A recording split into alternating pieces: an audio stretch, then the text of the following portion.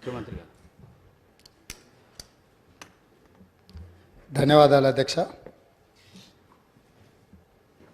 గౌరవ గవర్నర్ గారి ప్రసంగానికి ధన్యవాదాలు తెలిపే ప్రతిపాదనను ప్రతిపాదించిన శ్రీ టి రామ్మోహన్ రెడ్డి గారు, శ్రీ వివేక్ వెంకటస్వామి గారు మరియు ప్రధాన ప్రతిపక్ష పార్టీ బీఆర్ఎస్ నుంచి శ్రీ కల్వకుంట్ల తారక రామారావు గారు, భారతీయ జనతా పార్టీ తరఫున శ్రీ ఆలేటి మహేశ్వర్ రెడ్డి గారు, ఎంఐఎం పార్టీ తరఫున అక్బరుద్దీన్ ఓవైసీ గారు, భారత కమ్యూనిస్ట్ పార్టీ తరఫున కూనంనేని సాంబశివరావు గారు గవర్నర్ గారికి ధన్యవాదాలు తెలిపే ప్రసంగంలో వారి వారి అభిప్రాయాలను సభ ముందు పెట్టడం జరిగింది.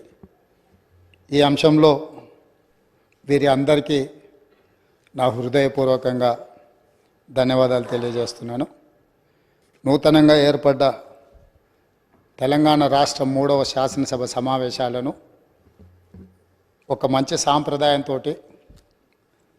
ఆదర్శవంతమైన పరిపాలన అందించడానికి కాంగ్రెస్ పార్టీ కట్టుబడి ఈ శాసనసభ సమావేశాలను ఏర్పాటు చేసింది. ఈ సందర్భంగా నాడు తెలంగాణ ఉద్యమంలో తెలంగాణ 4 కోట్ల ప్రజలను ఏకోన్ముఖం చేసి ఉద్యమ స్ఫూర్తిని విద్యార్థులలో, నిరుద్యోగ యువకులలో, ఉద్యమకారులలో, తెలంగాణ రాష్ట్ర సాధనలో అమరులైన కుటుంబాలకు స్ఫూర్తినిచ్చిన అందశ్రీ గారి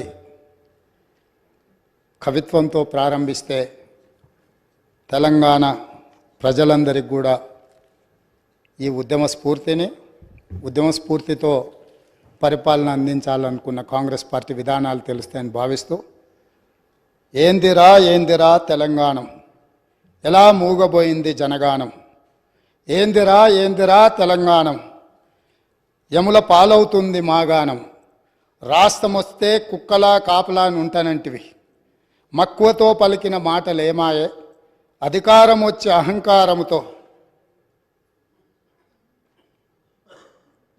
పొంకనాలకు పోయి రంకెలేసుడు ఏంది.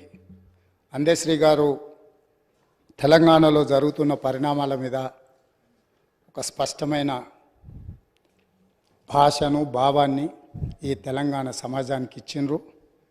ఈరోజు శాసనసభలో వారి యొక్క ఆలోచనను ఈ శాసనసభ ద్వారా తెలంగాణ ప్రజలకు గుర్తు చేస్తూ ఈ శాసనసభలో జరుగుతున్న చర్చలు, తీసుకుంటున్న నిర్ణయాలు, ప్రజలిచ్చిన తీర్పును దృష్టిలో పెట్టుకొని మనం ఇక్కడ చర్చలకు పాల్పడడం కానీ పార్టీ నిర్ణయాలు తీసుకుంటే బాగుంటుందన్న ఆలోచనతో ఈ తెలంగాణ ప్రజలు ఇచ్చిన విలక్షణమైన తీర్పు, కుటుంబ పాలనకు వ్యతిరేకంగా ఇచ్చిన తీర్పు, ఈ కుటుంబ పాలనకు వ్యతిరేకంగా ఇచ్చిన తీర్పుతో మొన్నటి వరకు పాలకులు ఉన్న వాళ్లకు ప్రజల యొక్క ఆలోచన, ప్రజలిచ్చిన తీర్పును గౌరవించి శాసనసభ ప్రతిపక్ష నాయకుడిగా ఇతరులకు ఎవరికైనా అవకాశం వస్తుందేమో అని నేను ఆశించిన, తెలంగాణ సమాజం కూడా ఆశించింది.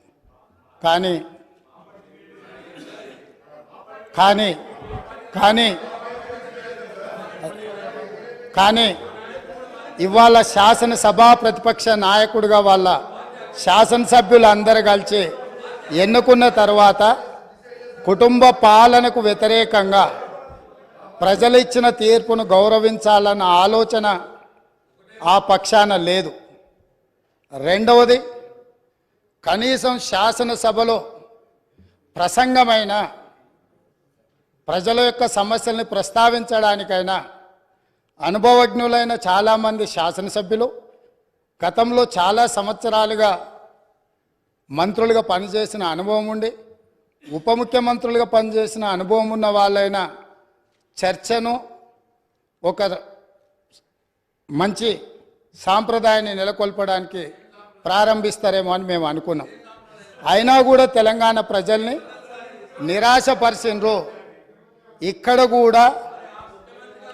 కూడా కుటుంబానికి తప్ప అర్హులకు ఎవరికీ అవకాశం లేదు, అర్హులకి ఇక్కడ స్థానమే లేదు అని చెప్పి చర్చను ప్రారంభించడం ద్వారా ఈ పార్టీ కుటుంబ పాలనకే పరిమితం అవుతుంది. ప్రజాస్వామిక విలువలకు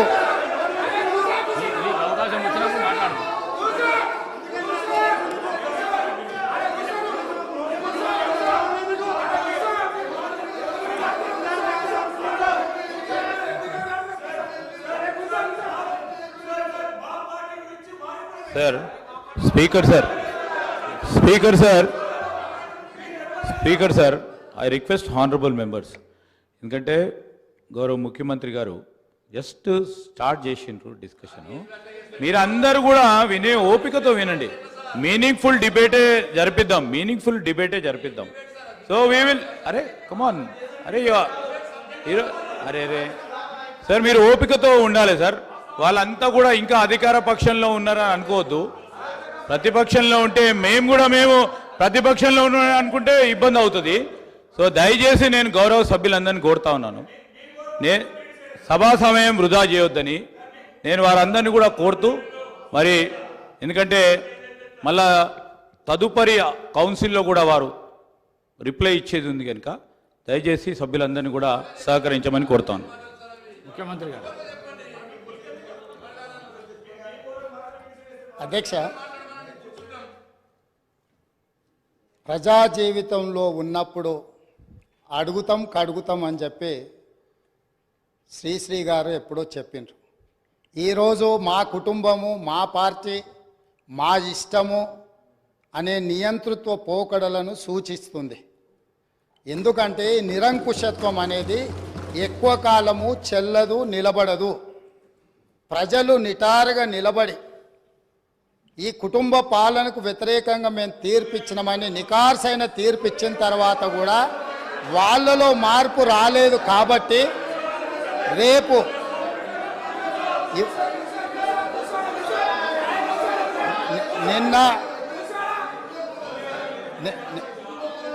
నిన్న ఇక్కడున్న వాళ్ళను అక్కడికి పంపినరు. ప్రజా తీర్పును గౌరవించకపోతే అక్కడున్న వాళ్ళను అక్కడికి పంపుతారు బయటికి. కాబట్టి వాళ్ళ ఇష్టము, వాళ్ళు ఇట్లా ఉండకుంటే మంచిదని నేను అనుకుంటున్నాను. మేము ఇట్లనే ఉంటామంటే వాళ్ళని ఎక్కడికి పంపించాలనో ప్రజలకు తెలుసు కాబట్టి నాకేం అభ్యంతరం లేదు. ఇది వాళ్ళ పార్టీ ఇష్టం. అదేవిధంగా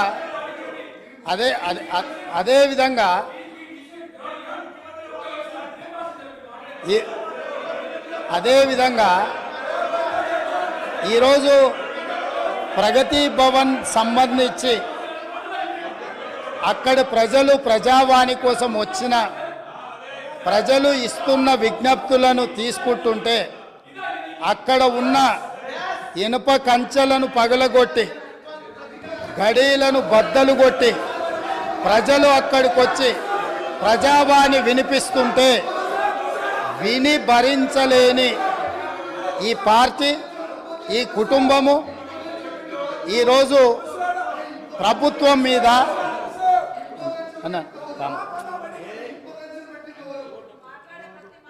ఈరోజు ఈ ప్రజలు ఇచ్చిన తీర్పును గౌరవించే కాంగ్రెస్ పార్టీ ప్రగతి భవన్ గేట్ల ముందు ఉన్న ఇనుప కంచెలను బద్దలు కొట్టి ప్రజలకు ప్రవేశమే లేదు, తెలంగాణ ప్రజల యొక్క చెమట వాసన మేము చూడము, ఇది నిషేధిత ప్రాంతమని నిషేధించిన ఆ ప్రగతి భవన్లో ఎల్బీ స్టేడియంలో మా ప్రభుత్వం ప్రమాణ స్వీకారం చేస్తున్న 1 గంట 4 నిమిషాలకు ఆ గేట్లు బద్దలు కొట్టి తెలంగాణ 4 కోట్ల ప్రజలకు ప్రవేశం కల్పించింది మా పార్టీ, మా ప్రభుత్వం. మీకు గతాన్ని గుర్తు చేయదలుచుకున్నా. ఆనాడు హోంమంత్రి మహమూద్ అలీ గారు అక్కడికి వెళ్ళి ముఖ్యమంత్రి గారిని కలవడానికి వెళితే ఒక హోంగార్డు మీకు అనుమతి లేదు, మీకు ప్రవేశము లేదు, మిమ్మల్ని లోనికి రానివ్వము అని చెప్పి వారిని అవమానించి ఒక హోంగార్డు హోంమంత్రిని వెనక్కి తిప్పి పంపించిన చరిత్ర పుటలలో నిక్షిప్తమై ఉన్నది.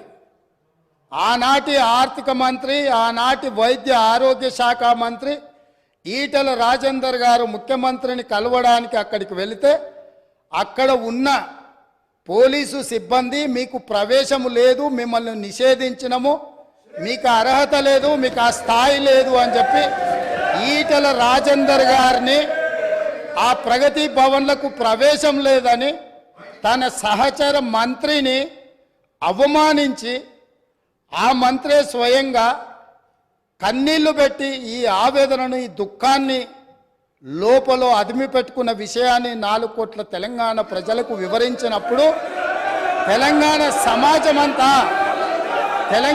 సమాజమంతా దీన్ని గమనించింది.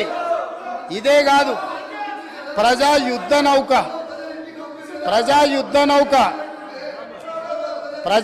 నౌక గద్దరన్న 50 సంవత్సరాలు సుదీర్ఘంగా ఈ తెలంగాణ ప్రజల పక్షాన గలం విప్పి గజ్జగట్టి గొంగళేసుకొని తండాలలో, గూడాలలో, మారుమూల పల్లెల్లో ఈ దేశంలోనే 100 కోట్ల ప్రజలను ప్రభావితం చేయగలిగిన గద్దరన్న ఆనాటి ముఖ్యమంత్రి గారిని కలవడానికి ఆ ప్రగతి భవన్ గేట్ల ముందు ఎర్రటెండలో మండుతుంటే అక్కడ గంటల కొద్ది నిలబడితే ఈ తెలంగాణ యుద్ధ నౌక, ఈ తెలంగాణ పోరాటానికి, తెలంగాణ ప్రజల యొక్క ఆత్మగౌరవమైన గద్దరన్నకే ప్రవేశం లేని ప్రగతి భవన్ను ఇవాళ బద్దలు కొట్టి నా 4 కోట్ల తెలంగాణ ప్రజలు ఎప్పుడు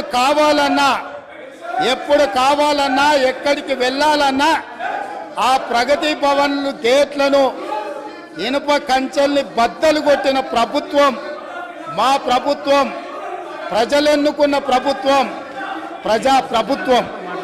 కాబట్టి ఆనాడు ముఖ్యమంత్రిని కలవాలంటే మంత్రులకు ప్రవేశం లేదు, ముఖ్యమంత్రిని కలవాలంటే తెలంగాణను సాధించిన, తెలంగాణ ఉద్యమానికి ఊపిరులూదిన గద్దరన్నకు ప్రవేశం లేదు.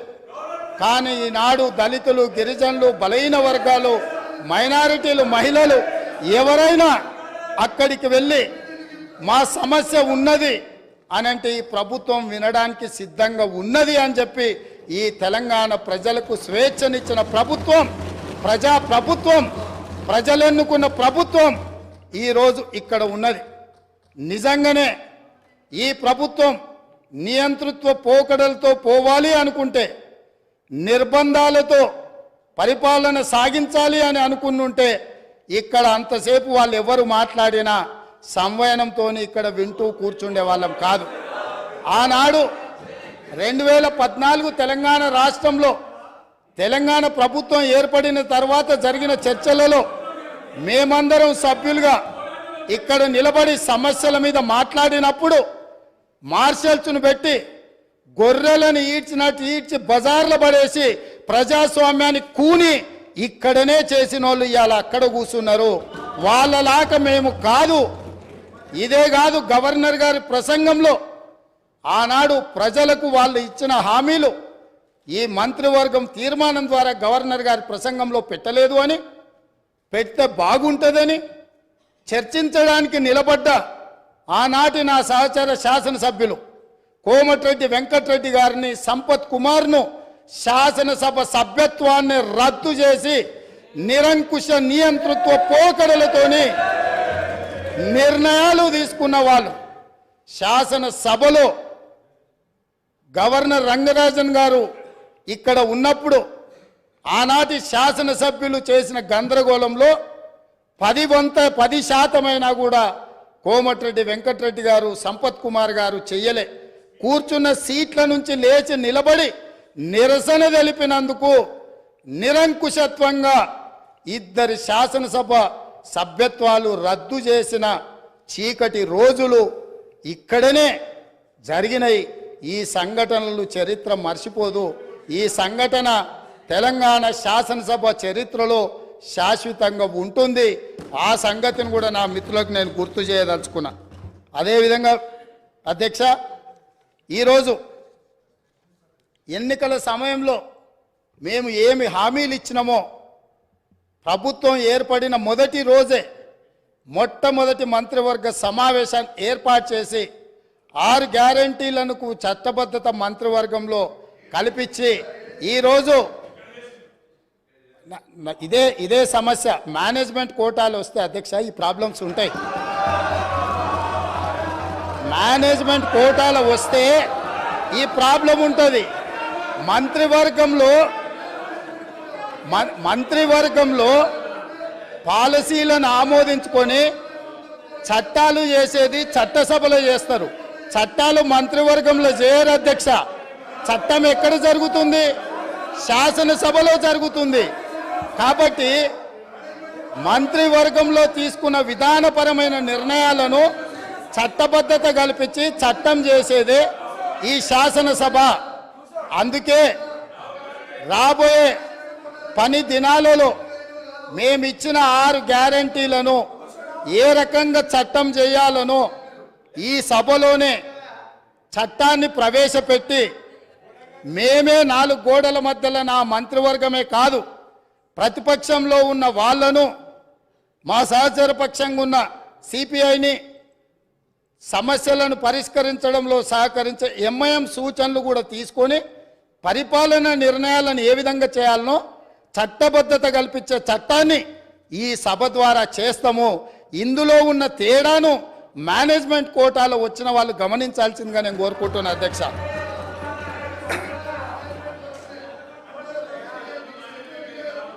అదేవిధంగా అధ్యక్ష ఈరోజు 9.5 సంవత్సరాలు ఉద్యమాలు చేసినాము, ఉద్యమాల నుంచి వచ్చి ప్రభుత్వాన్ని నడిపినామని మాట్లాడిండ్రు కదా.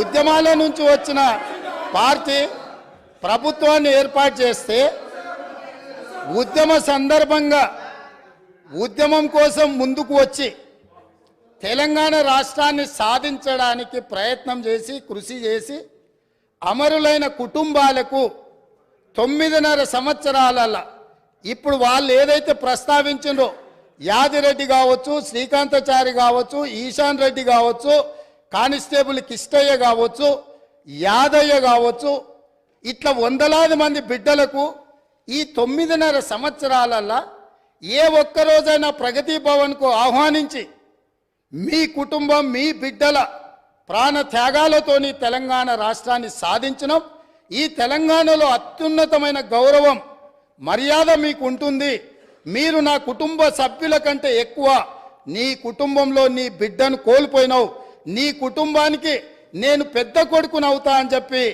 ఆనాటి ముఖ్యమంత్రి బుక్కెడు బువ్వ శంకరమ్మకు పెట్టిండా, యాదయ్య కుటుంబానికి పెట్టిండా, యాదిరెడ్డి కుటుంబానికి పెట్టిండా, కానిస్టేబుల్ కిష్టయ్య కుటుంబానికి పెట్టిండా. కానీ వాళ్ళ గురించి పట్టించుకోలే. ఈ కుటుంబంలో ఉన్న వాళ్లకు కొడుకుకు మంత్రి ఇచ్చిండు, అల్లుడికి మంత్రి ఇచ్చిండు, కన్న కూతురు ఓడిపోతే ప్రజలు తిరస్కరిస్తే ఎంబడే శాసన మండలి పదవి ఇచ్చిండు. సొంత కుటుంబ సభ్యుల మీద ఇంత పేగుబంధం ఉంది అని ఇంత అవ్యాజమైన ప్రేమను ప్రకటించినప్పుడు తెలంగాణ ఉద్యమకారులు ఏంది ఇది, ఈ తెలంగాణ మా త్యాగాల పునాదుల మీద ఏర్పడ్డది కదా, మా కనీస గౌరవ మర్యాద లేదా, పార్టీ ఫిరాయించిన వాళ్ళను కండువ మార్వంగానే మంత్రులు చేసిన మీరు తెలంగాణ కోసం త్యాగం చేసిన వాళ్లకు కనీసం ఆ సభలో అయినా ఈ సభలో అయినా రాజ్యసభలో అయినా ఏదైనా ఇచ్చిండ్రా?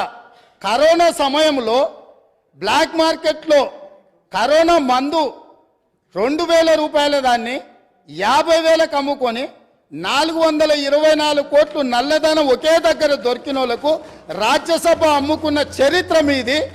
అట్లాంటి వాళ్ళని మీరు రాజ్యసభ సభ్యులుగా చేసి ఈరోజు వచ్చి మేము మా టికెట్ల గురించి మాట్లాడు అంటే ఈరోజు ఎలాంటి వాళ్లకు టికెట్లు ఇచ్చినో ఎవరిని కుటుంబ సభ్యులుగా వాళ్ళు చూసిండ్రో ఒక్కసారి ఆలోచన చేయండి అధ్యక్ష. అదేవిధంగా అధ్యక్ష, ఆనాడు నళిని అనే ఒక తెలంగాణ ఉద్యమకారురాలు డిఎస్పీగా ఉండి తెలంగాణ రాష్ట్ర సాధన కోసం డిఎస్పీ పదవికి డిఎస్పీ ఉద్యోగానికి రాజీనామా చేసింది. ఆ నళినికి తెలంగాణ రాష్ట్రం వచ్చిన తర్వాత పిలిచి ఈ రాష్ట్రం కోసం తెలంగాణ సాధన కోసం గ్రూప్ 1 అధికారిగా ఉండి నీ డిఎస్పి ఉద్యోగాన్ని రాజీనామా చేసినావు. ఈ తెలంగాణ రాష్ట్రంలో సగౌరవంగా నీ ఉద్యోగాన్ని నీకు ఇస్తున్నాం, మళ్ళీ తిరిగి ఉద్యోగాన్ని చేపట్టమని ఈ ప్రభుత్వం మాట్లాడిందా అధ్యక్ష? కానీ ఒక తెలంగాణ రాష్ట్ర సాధన కోసం త్యాగం చేసిన నళినికి మాత్రం ఎలాంటి న్యాయం జరగలేదు. నిజామాబాదు ప్రజలు ఎంపీగా ఓడగొడితే ఎంబడే శాసన మండలి పదవి ఇచ్చి మాత్రం తన కుటుంబాన్ని కాపాడుకున్న ప్రభుత్వం పార్టీ ఈ పార్టీ అధ్యక్ష. వీళ్ళు ఈరోజు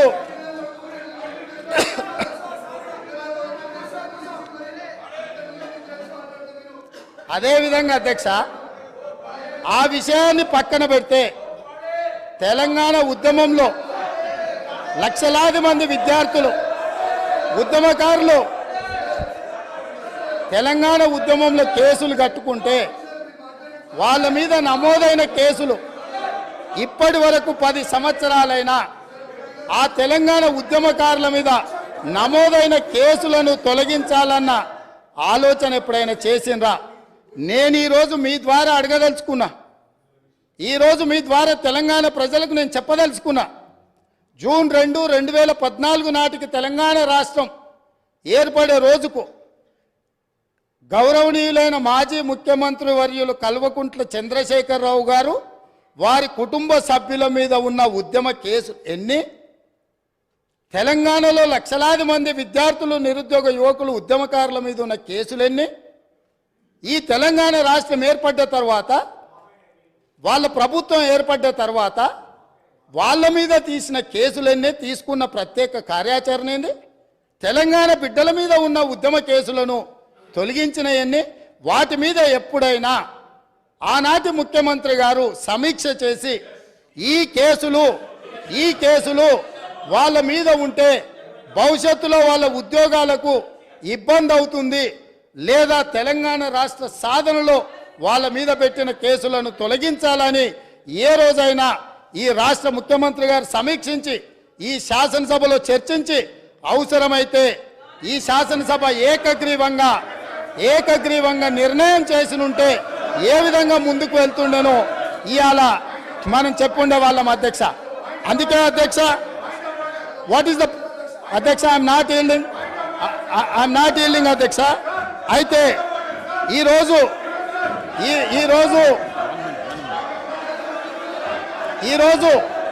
వాళ్ళకొక నీతి, వీళ్ళకొక నీతి అధ్యక్ష. అదేవిధంగా పదే మాది ఉద్యమ పార్టీ అని చెప్పుకునే పార్టీ, ఉద్యమాల నుంచే మేము ఎదిగినామని చెప్పుకునే పార్టీ, ఉద్యమాల ద్వారా తెలంగాణ రాష్ట్రాన్ని సాధించడమని చెప్పుకునే పార్టీ, ఉద్యమాలకు వేదికైన ధర్నా చౌక్ను తొలగించి ఈరోజు తెలంగాణలో నిర్బంధాలే కొనసాగుతాయి, నిర్బంధాల మధ్యనే తెలంగాణలో పరిపాలన సాగుతుందని ధర్నా చౌక్ ఎత్తేసిండ్రు కదా అధ్యక్ష. ఏ ఆదర్శం వీళ్ళు చెప్పదలుచుకున్నారు?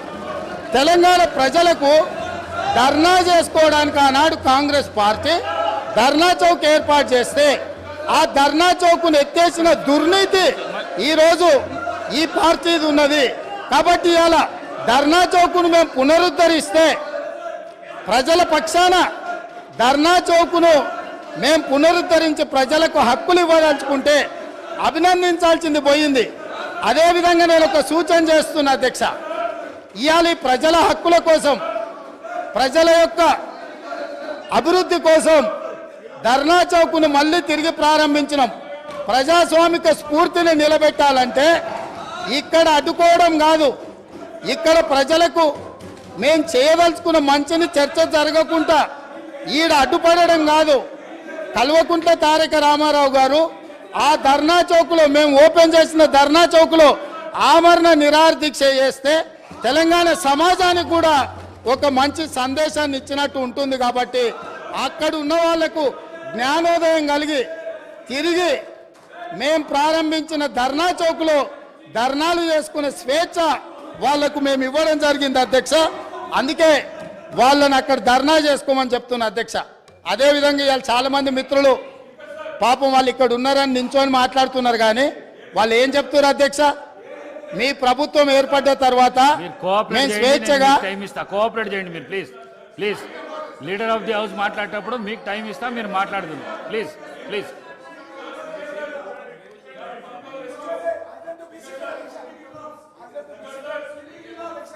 స్పీకర్ సార్, చాలామంది సభ్యులు కొత్తగా ఎన్నికైన వాళ్ళు కలిసి అన్న ఈ ప్రభుత్వం వచ్చిన తర్వాత ఫలితాలు వచ్చిన తర్వాత మాకు స్వేచ్ఛ వచ్చింది, మేము స్వేచ్ఛగా మా ఫోన్లలో మాట్లాడుకోగలుగుతున్నాము.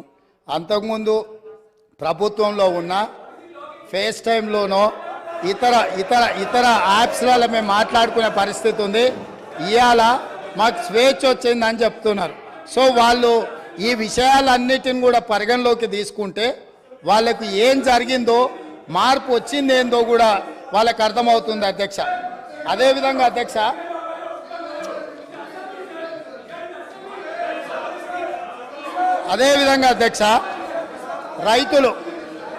రైతుల గురించి అధ్యక్ష,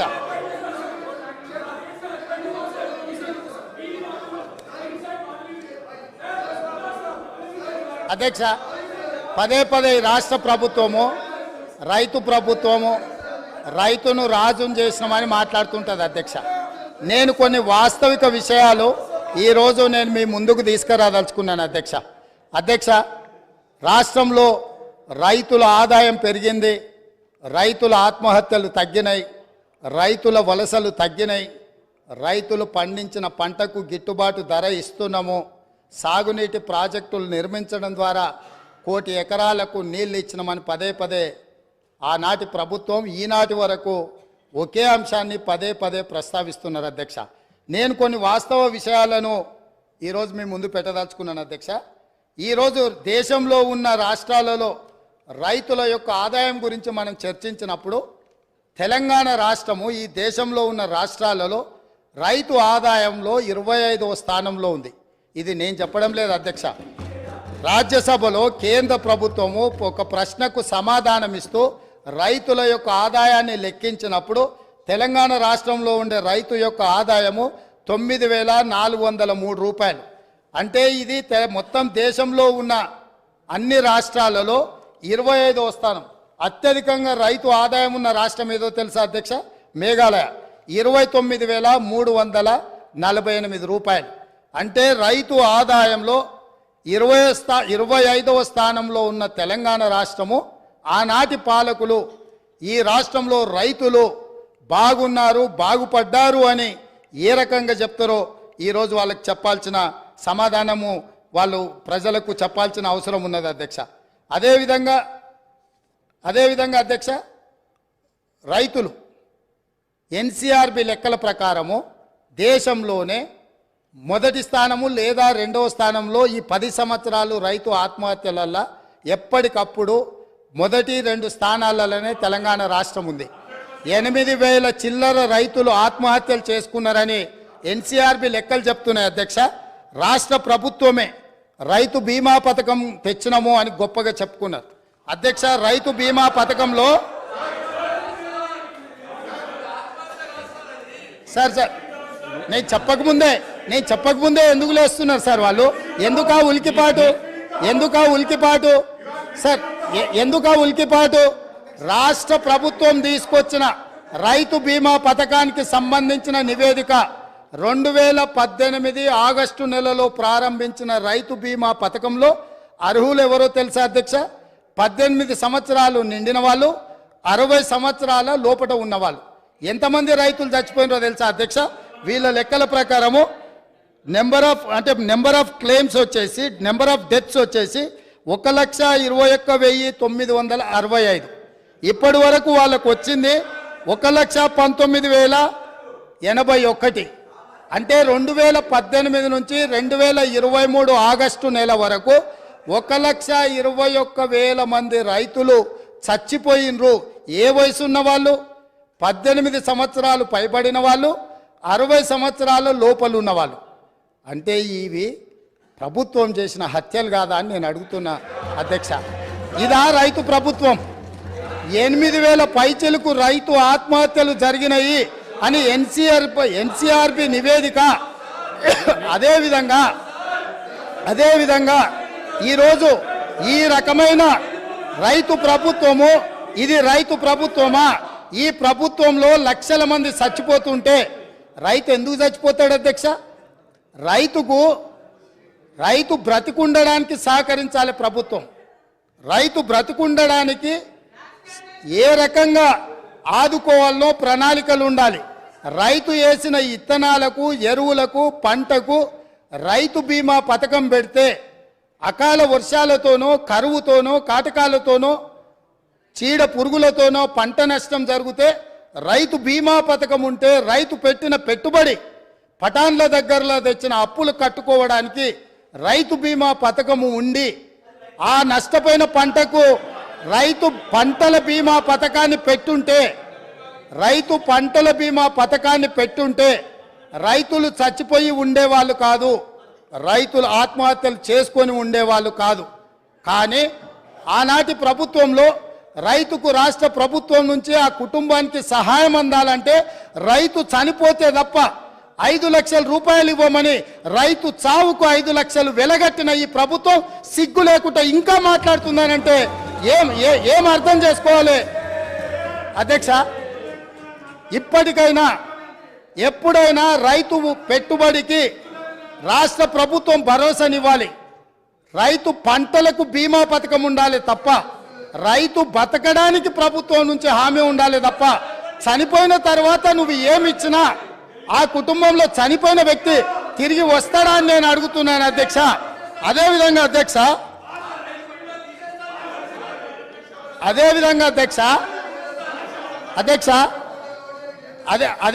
అధ్యక్ష వీళ్ళు ఏదైతే వరి ఈరోజు తెలంగాణ రాష్ట్రంలో ఇవాళ పసుపు పోయింది, చెరుకు పోయింది, కందులు పోయినాయి, మిరప పోయింది, పత్తి పోయింది, ఇట్లా ప్రత్యామ్నాయంగా సోయాబీన్ పోయింది. కమర్షియల్ క్రాప్లని ఈ తెలంగాణ రాష్ట్రము భూమి యొక్క నైసర్గిక స్వరూపము ఎన్నో రకాల ప్రత్యామ్నాయ పంటలు పండించడానికి సారవంతమైన భూములు ఉన్నాయి. ఈ సారవంతమైన భూములలో వివిధ రకాల పంటలు పండించడానికి అవకాశం ఉన్నా ప్రభుత్వ సహకారం లేకపోవడం వల్ల, ప్రభుత్వం నిర్లక్ష్యం చేయడం వల్ల ఇవాళ చెరుకు పోయింది, సోయాబీన్ పోయింది, మొక్కజొన్న పోయింది, పసుపు పోయింది. ఇట్లాంటి పంటలన్నీ పోయి ఓన్లీ వరి పండించే పరిస్థితి వచ్చింది.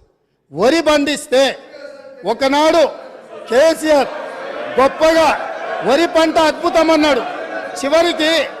చివరికి ఒడ్లు కొనుగోలు చేయక, కొనుగోలు కేంద్రాలు తెరవక, కల్లాల మీద కుప్పలలో రైతులు చచ్చిపోతుంటే రైతులను ఆదుకోమని ప్రతిపక్షాలుగా మేమందరం, ముఖ్యంగా మా మిత్రుడు కోమటిరెడ్డి వెంకటరెడ్డి గారు, మేము కాంగ్రెస్ పార్టీ శ్రేణులందరూ కల్లాల్లోకి కాంగ్రెస్ అని వరి దీక్ష అని రైతులను ఆదుకోమని ప్రభుత్వం మీద ఒత్తిడి తీసుకొచ్చి దీక్షలు చేసి ఈ ప్రభుత్వం మెడలు వంచడానికి ప్రయత్నం చేసినప్పుడు ముఖ్యమంత్రి గారు ఆనాడు ఏమన్నారు?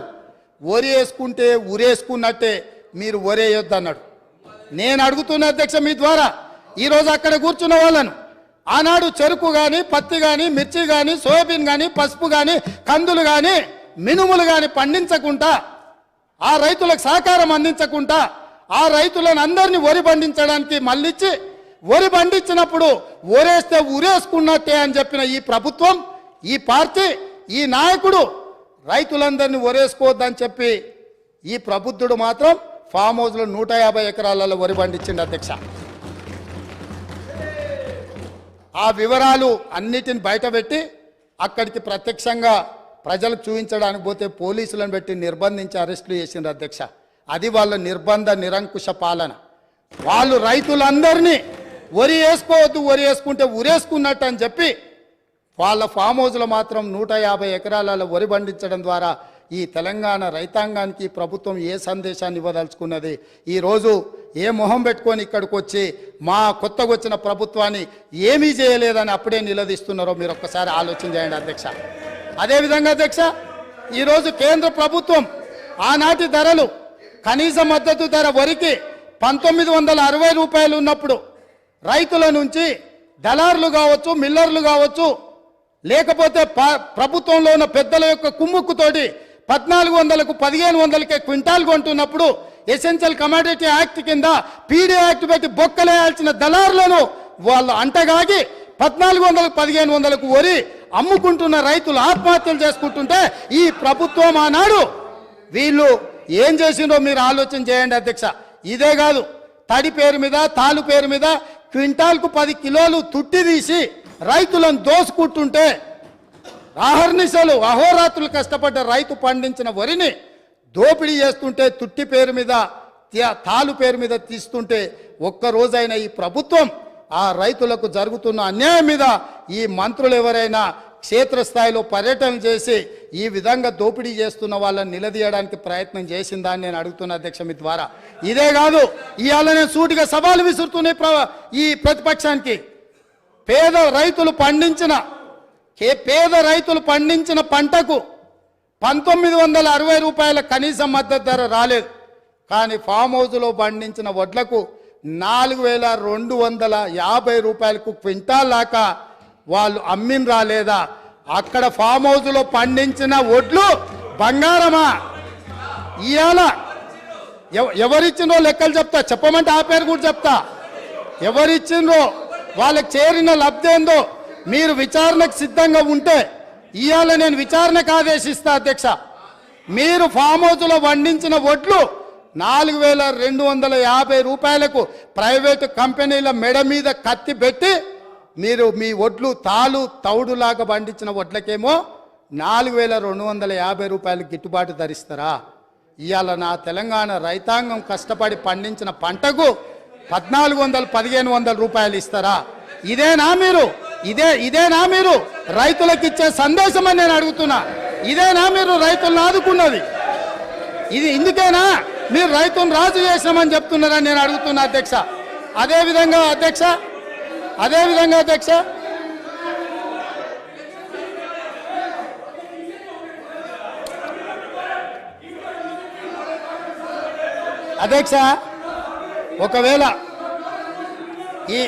ఒకవేళ ఈ పార్టీ ఫామ్ హౌస్లో 4250 రూపాయలకు వడ్లు అమ్మలేదు అని అంటే నేను విచారణకు ఆదేశిస్తా. వాళ్ళు ఒప్పుకుంటారేమో అడుగున్నారు అధ్యక్ష. అదేవిధంగా అధ్యక్ష విద్యుత్ వినియోగం గురించి దేశంలోనే తెలంగాణ మొదటి స్థానాన్ని సాధించిందని పదే ప్రభుత్వం గొప్పలు చెప్పుకుంటుంది అధ్యక్ష. వినటోడు చెవిటోడు అయినా వినటోనికి ఇంతనైనా ఉండాలని చెవులు వేసుకొని వాళ్ళు చెప్పొచ్చు. విద్యుత్ తలసరి వినియోగంలో తెలంగాణకు మొదటి స్థానం లేదు అధ్యక్ష. పచ్చ అబద్ధాలు చెప్పి బ్రతకాలని చూస్తున్నారు. అబద్ధాల పునాదుల మీద ఏర్పడ్డ పార్టీ, అబద్ధాల పునాదుల మీద అధికారంలోకి వచ్చిన పార్టీ, అబద్ధాల పునాదుల మీదనే పరిపాలన సాగించిన పార్టీ ఈరోజు ప్రతిపక్షంలో కూడా మళ్ళీ అబద్ధాలనే నమ్ముకొని అబద్ధాలనే ప్రాతిపదికన ఇంకా ప్రజల్ని మభ్యపెట్టాలని ప్రయత్నం చేస్తున్నారు అధ్యక్ష. వాస్తవంగా కేంద్ర విద్యుత్ శాఖ ఆధ్వర్యంలోని సెంట్రల్ ఎలక్ట్రిసిటీ అథారిటీ వార్షిక నివేదిక 2023 ప్రకారము తెలంగాణ రాష్ట్రం విద్యుత్ తలసరి వినియోగంలో 10వ స్థానంలో ఉంది అధ్యక్ష. మొదటి స్థానానికి 10వ స్థానానికి ఎంత తేడా ఉంది అధ్యక్ష? ఇవాళ రాష్ట్రాలే కాదు, యూనియన్ టెరిటరీస్ కూడా ఒకవేళ చెప్పమంటే నేను చెప్తా అధ్యక్ష. మొట్టమొదటి దాద్రా అండ్ నగరీ హవేలీ 12,250 యూనిట్లతో మొదటి స్థానంలో ఉంటే డయ్యూ డామన్ 5,914 యూనిట్ల రెండవ స్థానంలో ఉంది అధ్యక్ష. రాష్ట్రాలను తీసుకుంటే గోవా, పంజాబ్, ఒడిశా, గుజరాత్, ఛత్తీస్గఢ్, హర్యానా, పుదుచ్చేరి తర్వాత తెలంగాణ రాష్ట్రం ఉంది అధ్యక్ష. తలసరి విద్యుత్ వినియోగంలో తెలంగాణ రాష్ట్రం మొదటి స్థానంలో లేదు, వాళ్ళు అబద్ధాలు చెప్పినట్టుగా. తలసరి విద్యుత్ వినియోగంలో 10వ స్థానంలో ఉంది. ఇప్పటికైనా అబద్ధాలు చెప్పడం మానాల్సిందిగా ఆ పక్ష సభ్యులకు చెప్తున్నా అధ్యక్ష. అదేవిధంగా అధ్యక్ష, ఈరోజు మేము నీళ్ళు ఇచ్చామని చెప్పుకుంటున్నారు అధ్యక్ష. 1 కోటి ఎకరాలకు నీళ్ళు ఇస్తే కాళ్ళ ద్వారా నీళ్లు బారితే ఎక్కడైనా పంపు సెట్లు పెరుగుతాయి అధ్యక్ష? మీరు చెప్పండి. కాలువల ద్వారా మన పొలాలకి నీళ్లు ఒకవేళ రాష్ట్ర ప్రభుత్వం అందించి ఉంటే, కాలువల ద్వారా ప్రతి ఎకరాకు 1 కోటి ఎకరాలకు నీళ్లు వచ్చి ఉంటే, తెలంగాణ రాష్ట్రం ఏర్పడ్డప్పుడు దాదాపుగా వారి లెక్కల ప్రకారం 19 లక్షల పంపు సెట్లతో తెలంగాణ రాష్ట్రం ఏర్పడితే ఇవాళ 29 లక్షల పంపు సెట్లకు తెలంగాణ పెరిగిందంటే కాలువల ద్వారా నీళ్ళు ఇచ్చినము, లక్షల కోట్ల రూపాయల ఖర్చు పెట్టినము, కాళేశ్వరంతో 1 కోటి ఎకరాలకు నీళ్ళు ఇచ్చినామని చెప్పి వాళ్ళు చెబుతున్న కల్పిస్తున్న ప్రచారము శుద్ధ అబద్ధమన్న సంగతి మీ ద్వారా ఈరోజు తెలంగాణ ప్రజలకు చెప్పదలుచుకున్న అధ్యక్ష. నిజంగానే మీరు ఎక్కడి నుంచి అయితే వచ్చిరో, నేను ఎక్కడి నుంచి అయితే వచ్చినో, మన కొడంగల్, తాండూరు, వికారాబాద్, పరిగి, చేవెళ్ళ వరకు ప్రాణహిత చేవెళ్ళ ప్రాజెక్టు పూర్తి చేసి 10 సంవత్సరాలలో మన ప్రాంతానికి చివరి ఎకరాకు నీళ్ళు ఇచ్చుంటే బోరు మోటార్ల మీద, కాలిపోయే మోటార్ల మీద, పేలిపోయే ట్రాన్స్ఫార్మర్ల మీద, ఈ ప్రభుత్వం చెప్పే అబద్ధాల మీద మన ప్రాంత రైతులు బ్రతకాల్సిన అవసరం ఉండేనా అధ్యక్ష? ఆనాడు కృష్ణానది జలాలు, గోదావరి జలాల మీద చర్చ జరిగినప్పుడల్లా ఉమ్మడి రాష్ట్రంలో సమైక్య పాలనలో తెలంగాణ రాష్ట్రానికి వివక్ష సాగుతుంది, నా ప్రాంతం మీద దాడి జరుగుతుంది, నా ప్రాంతానికి రావాల్సిన నీళ్లు రావడం లేదు, మా నీళ్లు మాకు కావాలి అని ఆనాడు తెలంగాణ ప్రజలందరూ కొట్లాడినరు. ఆనాడు కారణం ఉంది కొట్లాడడానికి. ఎందుకంటే పాలకులు మనవాళ్ళు కాదు, వడ్డించేవాడు మనవాడు కాదు, వివక్ష చూయించి ఉండొచ్చు, మనకు అన్యాయం జరిగి ఉండొచ్చు అధ్యక్ష. ఆనాడు పోరాటం జరిగి ఉండొచ్చు. ఈరోజు నేను అడుగుతున్న జూన్ 2, 2014 నుంచి ఈనాటి వరకు తెలంగాణ రాష్ట్రానికి ముఖ్యమంత్రి ఉన్న వ్యక్తి ఈ తెలంగాణ బిడ్డ కాదా? ఈ వివక్ష ఎందుకు నా వికారాబాద్, నా కొడంగల్, నా చేవెళ్ళ, నా ప్రాంతం ఆనాడు నిర్మించి 10,000 కోట్ల రూపాయలు ఖర్చు పెట్టిన ప్రాణహిత చెవెళ్ళ ఎందుకు ఎగిరిపోయింది? ఇయాలటికి అదే ఎడారిగా ఈ కృష్ణానది జలాలు అందక ఎందుకు మనము వలసలు పోతున్నాము? ఈ వివక్ష కారణం వీళ్ళు కాదా అధ్యక్ష? లక్షల కోట్ల రూపాయలు ఖర్చు పెట్టి ఇవాళ తెలంగాణలో ఎవరి పాడైందో ఈ తెలంగాణని పాడుకునే పరిస్థితి ఎందుకు వచ్చింది అధ్యక్ష? 10 సంవత్సరాల నాడు వివక్షతోటి ప్రాజెక్టులు పూర్తి కావడం లేదు. కల్వకుర్తి, భీమా, కోయిల్పాడు, నెచ్చన్ సాగర్, ప్రాణహిత చేవెళ్ళ నుంచి మొదలు పెడితే దేవాదుల, శ్రీరామ్ సాగర్, ఇందిరా సాగర్, శ్రీరామ్ సాగర్లో కూడా వివక్ష జరిగిందని ఆనాడు సాగునీటి ప్రాజెక్టుల మీద మాట్లాడుకున్న మనం ఈ 10 సంవత్సరాలల్లా ఈ ప్రాజెక్టులు 100% పూర్తి ఎందుకు కాలేదు? ప్రాణహిత చేవెళ్ళ ప్రాంతానికి నీళ్ళు ఎందుకు రాలేదని మీ ద్వారా వాళ్ళని నిలదీస్తున్న అధ్యక్ష. ఎందుకు నా పాలమూరు రంగారెడ్డి ఎత్తిపోతల పథకం వివక్షకు లోనైంది? ఎందుకు ఇయాలటికి నా పాలమూరు ఎడారిగా మారింది? ఎందుకు ఇయాలటికి నా పాలమూరు నుంచి వలసలు పోతూనే ఉన్నాయి? వలసలు వెళ్ళే బస్సులు అక్కడే ఉన్నాయి. ఆ పాలమూరు బిడ్డలు కరీంనగర్ నుంచి పారిపోయి ఈ ప్రాంతానికి వలస వస్తే గుండెల్లో పెట్టి చూసుకొని భుజాల మీద మోసి పార్లమెంటుకు మేము పంపిస్తే, పాలమూరులో ఊరు లేకపోయినా, పార్లమెంటులో నోరు లేకపోయినా మేము ఎంపీగా గెలిపించి మిమ్మల్ని పంపిస్తే, మీరు రాష్ట్రం వచ్చినాక ముఖ్యమంత్రి అయినాక 100% గుండెల్లో పెట్టి చూసుకోవాల్సిన బాధ్యత ఆనాటి ముఖ్యమంత్రి గారికి లేకుండేనా? మా పాలమూరు బిడ్డలు చేసిన నేరమేంది? నీకు ఓట్లేసి ఎంపీగా గెలిపించడమేనా? నిన్ను నమ్మి ఆర్జీఎస్ ప్రాజెక్టు ఈ రోజుకు ఇప్పటికీ పూర్తి కాలేదు. ఎందుకు ఇప్పటికీ అలంపూరు ప్రాంతంలో మీరు టెంకాయలు కొట్టిన ప్రాజెక్టులు పూర్తి కాలేదని నేను అడుగుతున్నా అధ్యక్ష. ఎందుకు ఈ వివక్ష అని నేను అడుగుతున్నా. మేము ఎంపీగా గెలిపించకపోయిన ఉంటే, ఆ పాలమూరు జిల్లా ప్రజలు నీకు ఓటు వేయకపోయినుంటే నీ రాజకీయ భవిష్యత్తు ఎక్కడుండేది? ఇయాలను గొప్పలు చెప్పుకునే ఈ అవకాశం ఎక్కడుండేదని నేను అడుగుతున్నా అధ్యక్ష. అందుకే ఈరోజు పాలమూరు రంగారెడ్డి ఎత్తిపోతల పథకాన్ని జాతీయ ప్రాజెక్టుగా సాధించలేదు, రాష్ట్ర నిధులతో పూర్తి చేయలేదు. అందుకే ఈరోజు ప్రతిపక్షంలో ఉన్న మీకు మొట్టమొదట పాలమూరు జిల్లా ప్రజలు క్షమాపణ చెప్పి ఈ సభలో ప్రసంగాన్ని ప్రారంభించనుంటే నిజంగానే పాలమూరు ప్రజలు మిమ్మల్ని క్షమించి ఉండేవాళ్ళం. 2009-10లో కృష్ణానది ఉప్పొంగినప్పుడు, వరదలు వచ్చినప్పుడు, అలంపూరు ప్రాంతంలో కొట్టుకపోయినప్పుడు అలంపూరు ప్రాంత ప్రజలకు మహబూబ్ నగర్ ఎంపీగా శాసనసభ ప్రతిపక్ష నాయకుడు కల్వకుంట్ల చంద్రశేఖరరావు గారు ఒక మాట ఇచ్చిండ్రు. ఈ ప్రాంతం నిండా మునిగిపోయింది, మీ ఇండ్లన్నీ కొట్టుకపోయినాయి, మీకు ప్రభుత్వం ఇండ్లు ఇప్పించకపోతే బంజారాహిల్స్ నందినగర్లో ఉన్న నా ఇల్లు అమ్మి మీకు ఇల్లు కట్టిస్తా అన్నాడు. మేము ఆయన ఇల్లు నమ్మి కట్టించమని మేము అడుగుతలేము అధ్యక్ష. కానీ ప్రభుత్వం వచ్చిన 10 ఏళ్లలో నువ్వు కట్టిస్తాన్న డబుల్ బెడ్రూమ్ ఇండ్లు ఆ అలంపూరు ప్రాంతంలో మునిగిపోయిన పేదలకు కట్టించి ఉంటే ఈరోజు నీకు ఇక్కడ నిలబడి మాట్లాడే అధికారము, అవకాశం ఉంటుండే. ఇవాళ అలంపూరు ప్రాంతంలో కనీసం ఆ ఇండ్లైనా కట్టించని పరిస్థితి ఈరోజు దాపరించింది. అదేవిధంగా మా పొన్నం ప్రభాకర్ గారు తెలుసు, మిడ్మానేరు ముంపు బాధితులకు కొన్ని సంవత్సరాలుగా వాళ్ళు పోరాటం చేస్తున్నారు, ఆరాట పడుతున్నారు. ఈ రాష్ట్రానికి ముఖ్యమంత్రి అయినా ఈ రాష్ట్రానికి ముఖ్యమంత్రి అయిన చంద్రశేఖరరావు గారు మిడ్ మానేర్ ప్రాంత పర్యటనకు పోయిండు. ఏం మాట్లాడిండు రాజన్న? ఆ ప్రాజెక్టులకు అక్కడికి వెళ్ళి నేను మీ ఊరి అల్లుడిని, మీరు మిడ్ మానేర్లో ముంపు బాధితులు, మీ అల్లుడు ఈరోజు తెలంగాణ రాష్ట్రానికి ముఖ్యమంత్రి అయిండు, మీకు అందరికీ న్యాయం చేస్తా, మీకు R&R ప్యాకేజ్ ఇస్తా, మీకు ఇండ్లు కట్టిస్తాని స్వయంగా తెలంగాణ రాష్ట్ర ముఖ్యమంత్రిగా ఆనాడు చంద్రశేఖరరావు గారు అక్కడికి వెళ్ళి మాట ఇచ్చిండ్రు.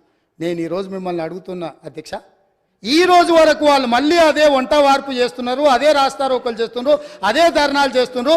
ఇదే పోలీసులు ఉమ్మడి రాష్ట్రంలో లాఠీ చార్జ్ చేసిన పోలీసులు వాళ్ళ మీద లాఠీ చార్జ్ చేస్తున్నారు. మా మంత్రి పొన్నం ప్రభాకర్ గారు ప్రతి నెల నిరసన కార్యక్రమాన్ని ఇప్పటి వరకు నిరసనలు కొనసాగిస్తూనే ఉన్నాడు. అన్నీ ఉన్న అల్లుడు నోట్లో శని ఉందన్నట్టుగా ఆ మిడ్మానేర్ ముంపు బాధితులకు 10 ఏళ్ళైనా న్యాయం జరగలేదు. ఇది న్యాయమా? ఇదేనా ఈ రైతులను ఆదుకునేదని నేను అడుగుతున్నా అధ్యక్ష. అదేవిధంగా R&R ప్యాకేజీలో ఇల్లు కోల్పోయిన వాళ్లకు, పేదవాళ్లకు ఇండ్ల పట్టాలు ఇస్తారు అధ్యక్ష. ఆ ఇండ్ల పట్టాలు రాజ్యసభ సభ్యులు జోగిన్పల్లి సంతోష్ కుమార్ 250 గజాలు ఇండ్ల పట్ట వారి పేదోడి కింద పట్ట తీసుకున్నాడు అధ్యక్ష. వారి సోదరిమణి నేను పేరు ప్రస్తావించదలుచుకోలేదు. ఎప్పుడో పెళ్ళైపోయి అత్తగారింటికి వెళ్ళిపోయినా వారి సోదరిమణికి కూడా ఇళ్ల పట్టాలు ఇచ్చారు అధ్యక్ష తెలంగాణ రాష్ట్ర ప్రభుత్వంలో. R&R ప్యాకేజ్ పేదలకు, అత్యంత నిరుపేదలకు ఇవ్వాల్సిన ఈ ప్యాకేజీలో ముఖ్యమంత్రి గారి కుటుంబమే నిబంధనలను ఉల్లంఘించి R&R ప్యాకేజీలో ఇండ్ల పట్టాలు కూడా తీసుకున్నారంటే ఇంకా కూడా అక్కడ నిలబడి మమ్మల్ని దోషులుగా నిలబెట్టడానికో, ఉమ్మడి రాష్ట్రంలో సమైక్య పాలనలో జరిగిన తప్పిదాల గురించి ప్రస్తావించి మమ్మల్ని నిలదీయాలన్న ఆలోచన ఇది ఏ మేరకు సమంజసము అధ్యక్ష? మీరు ఒక్కసారి ఆలోచన చేయండి. అందుకే అధ్యక్ష నేను అనేది, ఒక్కసారి ఈ సభలో మాట్లాడాలి అంటే ఆత్మ పరిశీలన చేసుకోండి, గుండెల మీద చెయ్యి పెట్టుకోండి. మేం మాట్లాడుతున్న దాంట్లో న్యాయం ఉందా? మేం మాట్లాడుతున్నది ప్రజలు గమనిస్తున్నారు. ప్రజలు ఇంకా మమ్మల్ని ఇక్కడికైనా ఉంచినరు, ఇది కూడా ఉండాలనా లేదా అని ఇవాళ మీరు ఆలోచన చేయాల్సిన అవసరం ఉంది అధ్యక్ష. అదేవిధంగా కాంగ్రెస్ పార్టీ గురించి, ఇందిరమ్మ రాజ్యం గురించి, ఇందిరమ్మ రాజ్యం అంటే ఇదా అదా అని వారు మాట్లాడారు. ఇందిరమ్మ రాజ్యం అంటే రైతు రుణమాఫీ అధ్యక్ష. ఇందిరమ్మ రాజ్యం అంటే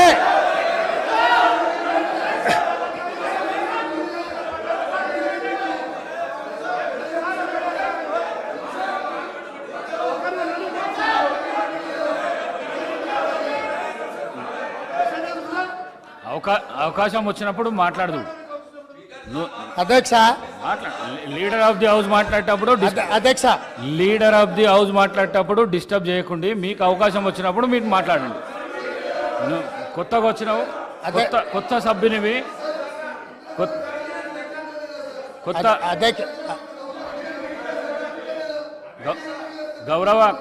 గౌరవ కౌశిక్ రెడ్డి కొత్తగా వచ్చినావు, నూతన సభ్యుడవు.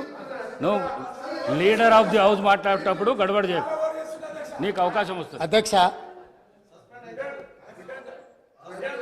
లేదు మనం అట్లేం లేదు, వాళ్ళు వినాల్సిందే, వాళ్ళకి ఇదే శిక్ష. వాళ్ళని ఎవరిని బయటికి పంపను, ఎవరిని పంపొద్దు అధ్యక్ష. దయచేసి మీకు విజ్ఞప్తి చేస్తున్నా, వాళ్ళని ఇక్కడ కూర్చోబెట్టి కఠోరమైన నిజాలు వాళ్ళు వినడం ద్వారా వాళ్ళలో పరివర్తన తీసుకురావాలన్నదే ప్రభుత్వం యొక్క ఆలోచన. కాబట్టి వారిని ఎవరిని కూడా సభలో నుంచి బయటకు పంపించొద్దు అధ్యక్ష. అందుకే ఈరోజు ఇందిరమ్మ రాజ్యం గురించి పదే మాట్లాడుతున్నారు అధ్యక్ష. ఎస్, ఇందిరమ్మ రాజ్యం తెస్తాం సోనియమ్మ నాయకత్వంలో. ఖచ్చితంగా ఈ రాష్ట్రంలో ఇందిరమ్మ రాజ్యం. ఇందిరమ్మ రాజ్యం అంటే పేదలకి ఇందిరమ్మ ఇండ్లు ఇస్తాం, భూమి లేని దళితుల గిరిజనులకు అసైన్మెంట్ భూములు ఇస్తాం, పోడు భూముల పట్టాలు ఇస్తాం, పేదలు చదువుకునే విద్యార్థులకు ఫీజు రియంబర్స్మెంట్ ఇస్తాం, వైద్యం అందించలేని నిరుపేదలకు ప్రాణాలు పోతుంటే కుటుంబ సభ్యులుగా ఆదరించి రాజీవ్ ఆరోగ్యశ్రీ పథకాన్ని అందుబాటులోకి తీసుకొస్తాం. ఇందిరమ్మ రాజ్యం అంటే మైనారిటీలకు సచార్ కమిటీ నివేదిక ప్రకారం దళితులతో సమానంగా వాళ్ళు ఇబ్బందులను ఎదుర్కొంటున్నారంటే మైనారిటీలకు 4% రిజర్వేషన్ ఇస్తాం అధ్యక్ష. ఇందిరమ్మ రాజ్యం అంటే ఈ సమాజంలో ఉన్న ప్రతి ఒక్కరి యొక్క హక్కులను కాపాడుతాం. ఇందిరమ్మ రాజ్యంలో మహిళలకు మహాలక్ష్మి ద్వారా 2500 రూపాయలు వాళ్ళ ఖాతాలో వేస్తాం. 500 రూపాయలకే సిలిండర్ వాళ్ళకి ఇస్తాం. అదేవిధంగా ఇందిరమ్మ రాజ్యంలో వాళ్లకు ఉచితంగా బస్సులో ప్రయాణం చేసే అవకాశాన్ని కల్పిస్తాం. ఇంకా చాలా విషయాలు ఇందిరమ్మ రాజ్యం గురించి చెప్పాల్సినవి ఉన్నాయి, అవి చివరిలో చెప్తా అధ్యక్ష. ఈరోజు కేటీఆర్ గారు మాట్లాడుతూ ఈ గవర్నర్ గారి ప్రసంగం వినేటప్పుడు నాకు సిగ్గైంది వినడానికి అని అన్నారు. నిజంగానే వారు సిగ్గుపడాలి. ఎందుకు అని అంటే నిజంగానే చాలా విషయాలు మేము అందులో ప్రస్తావించుంటే వారు సిగ్గుపడి తల దించుకునేవాళ్ళు.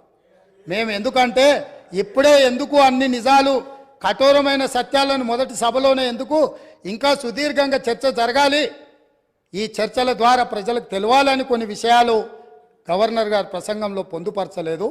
కాకపోతే వారు ప్రస్తావించను కాబట్టి నాకు చెప్పక తప్పదు అధ్యక్ష. నన్ను కంపెల్ చేసిండు వారు ఈ రోజే ప్రస్తావించేటట్టు. నేను ఒక్క మాట మీ ద్వారా అడగదలుచుకున్నాను అధ్యక్ష. ఈ రాష్ట్రంలో జరుగుతున్న ఇసుక దోపిడీలో వాళ్ళ పాత్ర లేదా? లక్షలాది వేలాది లారీలలో ఇసుక దోపిడీకి పాల్పడుతుంటే నేరెళ్లలో, సొంత నియోజకవర్గంలో నేరెళ్లలో ఇసుక దోపిడీకి పాల్పడుతుంటే ఇసుక లారీలు దళితుల మీద ఎక్కించి తొక్కి చంపుతుంటే ఆ దళితులు నిరసన తెలిపినందుకు ఇసుక దోపిడీలో నేరెళ్లలో నిరసన తెలిపిన దళితులను పోలీసులను పెట్టి నిర్బంధించి పోలీస్ స్టేషన్లో పెట్టి కరెంటు షాకులు పెట్టి సంసారానికి పనికి రాకుండా హింసించినందుకు, ఇసుక దోపిడీకి పాల్పడి ఇసుక లారీలతో దళితులను తొక్కిచ్చి చంపించినందుకు ప్రశ్నించిన దళితులను పోలీస్ స్టేషన్లో పెట్టి పోలీస్ కరెంటు షాకులతో కొట్టి సంసార జీవితానికి పనికి రాకుండా చేస్తే తెలంగాణ రాష్ట్రం ఇచ్చిన లోక్సభ స్పీకర్గా మీరా కుమారి గారిని మా మిత్రుడు పొన్నం ప్రభాకర్ గారు ఆ దళితులను పరామర్శించడానికి తాను చట్టం చేసి బిల్లు పాస్ చేసి తెలంగాణ రాష్ట్రం ఇచ్చిన మీరా కుమారి గారు ఆ కుటుంబాలను పరామర్శించడానికి వస్తే పోలీసులను పెట్టి అడ్డుకొని వారిని అవమానించినందుకు సిగ్గుతో తల వంచుకోవాల్సిందే. అదేవిధంగా అధ్యక్ష, ఈ రాష్ట్రంలో రైతు రాజ్యం అని చెప్పిన ఈ ప్రభుత్వం నిజంగానే రైతు రాజ్యం అయితే ఖమ్మంలో గిట్టుబాటు ధర కోసం నిరసన తెలిపినందుకు ఖమ్మంలో రైతులను అరెస్టు చేసి కోర్టుకు తీసుకుపోయేటప్పుడు అంతర్జాతీయ తీవ్రవాదులక నేరగాళ్ళక బేడీలు వేసి నడిపించిన చరిత్ర కనీసం ఆ తల్లిదండ్రులు జైల్లో ఉంటే చంటి పిల్లల్ని సంకలో పెట్టుకొని ఒక ఆడబిడ్డ తన భర్తను కలవడానికి వస్తే పోలీసులు అడ్డుకున్నారు. ఇవాళ గిట్టుబాటు ధర అడిగిన రైతులను బేడీలేసినందుకు సిగ్గుతో తల వంచుకోవాలి ప్రభుత్వం అని చెప్పి, ఆనాటి ప్రభుత్వం అని చెప్పి నేను ఈరోజు చెప్పదలుచుకున్నా అధ్యక్ష. అదేవిధంగా అధ్యక్ష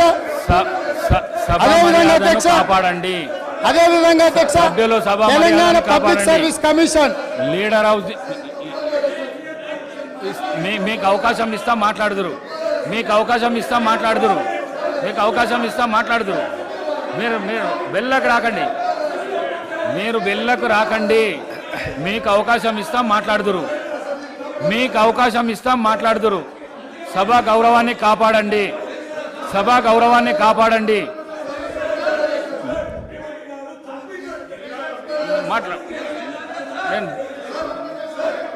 అధ్యక్ష, చాలా రోజులు చర్చలు ఉన్నాయి.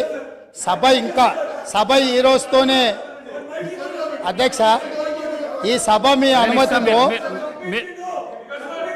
మీ సీట్లలో మీరు గౌరవ సభ్యులు మీ సీట్లలో మీరు పోతే మీకు అవకాశాన్ని కలిగిస్తా నేను.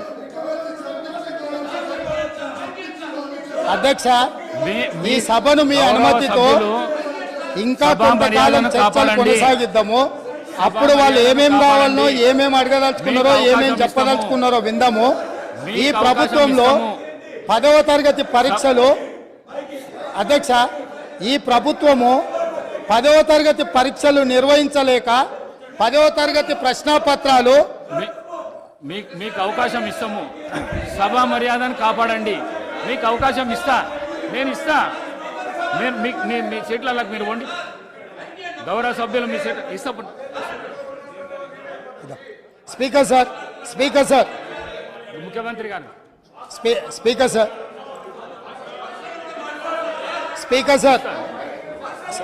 స్పీకర్ సార్ మీరు అనుమతిస్తే వాళ్ళకు మైక్ ఇస్తే నాకేం అభ్యంతరం లేదు. మీరు అనుమతి ఇచ్చి ప్రజాస్వామ్యంలో వాళ్ళు ఏం చెప్పదలుచుకున్నో చెప్పుకునే అవకాశం ఒకవేళ మీరు ఇవ్వదలుచుకుంటే నాకేం అభ్యంతరం లేదు అధ్యక్ష.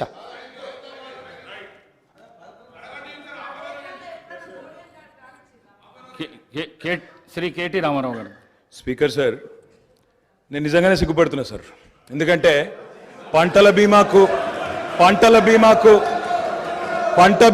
రైతు బీమాకు తేడా తెలియని వ్యక్తి ముఖ్యమంత్రిగా ఉన్నందుకు నేను నిజంగానే సిగ్గుపడుతున్నాను సార్. పంట బీమాకు రైతు బీమాకు తేడా తెలియని వ్యక్తి మీ గొప్ప నాయకుడు, గొప్ప ముఖ్యమంత్రి. అధ్యక్ష, నేను ఒకటే మాట అంటా ఉన్నా అధ్యక్ష, వారు పర్సనల్గా చాలా దారుణంగా ఒక ముఖ్యమంత్రిలాగా కాకుండా ఏదో పిసిసి అధ్యక్ష పదవుల్లో అక్కడ గాంధీ భవన్లో కూర్చుని ఒక ప్రెస్ మీట్లో మాట్లాడినట్టు స్వీపింగ్ రిమార్క్స్. అధ్యక్ష, ఇవాళ ఆయన ఒక గౌరవమైన రాజ్యాంగబద్ధమైన పదవిలో ఉన్నారు. అధ్యక్ష, నేనేమంటా ఉన్నా అధ్యక్ష, చెప్పాలి, గుర్తు చేయాలి, ఆయన గుర్తులేదు. నేనేమంటున్నా అధ్యక్ష, నేరెళ్లలో ఏదో జరిగింది, శాండ్ మాఫియా అని ఇష్టం వచ్చినట్టు మాట్లాడుతున్నారు. నేను ఒకటే అడుగుతున్నా అధ్యక్ష, 2004 నుంచి 14 వరకు శాండ్ మీద ఈ రాష్ట్రంలో, ఆంధ్రప్రదేశ్ రాష్ట్రంలో, తెలంగాణ ప్రాంతంలో వచ్చిన ఆదాయం మొత్తం రాష్ట్రానికి సమకూరిన ఆదాయం 39.5 కోట్లు అధ్యక్ష. అంటే సంవత్సరానికి 4 కోట్ల ఆదాయం కూడా రాలే. అదే 2014 నుంచి 2023 వరకు అధ్యక్ష, ఈ రాష్ట్రానికి శాండ్ మీద వచ్చిన ఆదాయం 5,000 కోట్ల పైచిలకు అధ్యక్ష. 4 కోట్లు కూడా ఆదాయం లేని నాడు శాండ్ మాఫియా ఎవరు సార్? కాంగ్రెస్ పార్టీదా? కాంగ్రెస్ పార్టీల జేబులు, నాయకుల జేబులు నిండినాయా? ఎవరి జేబులు నిండినాయండి? ఆనాడు శాండ్ ఆదాయం ఎక్కడ పోయింది అధ్యక్ష? ఇంకోటి, నేరెళ్లలో ఎవరో తొక్కిచ్చారు, ఎక్కిచ్చారు అధ్యక్ష. ఇదే పాత చింతకాయ పచ్చడి లాంటి మాటలు స్వయంగా ఈ రోజు కాదు అధ్యక్ష, వాళ్ళు ప్రతిపక్షంలో ఉన్నప్పుడు కూడా చెప్పినారు. ఇది 2018కి ముందు చెప్పినరు, తర్వాత చెప్పినరు. ఆయన చెప్పిన నేరెళ్లలో కూడా మా పార్టీకి అభ్యర్థిగా నాకే మెజారిటీ ఇచ్చి ప్రజలు మళ్ళొక్కసారి బ్రహ్మాండంగా గెలిపించి వాపసు పంపినారు అధ్యక్ష. ఒక మాట అధ్యక్ష, నేరెళ్లలో ఏదైనా తప్పు జరిగింటే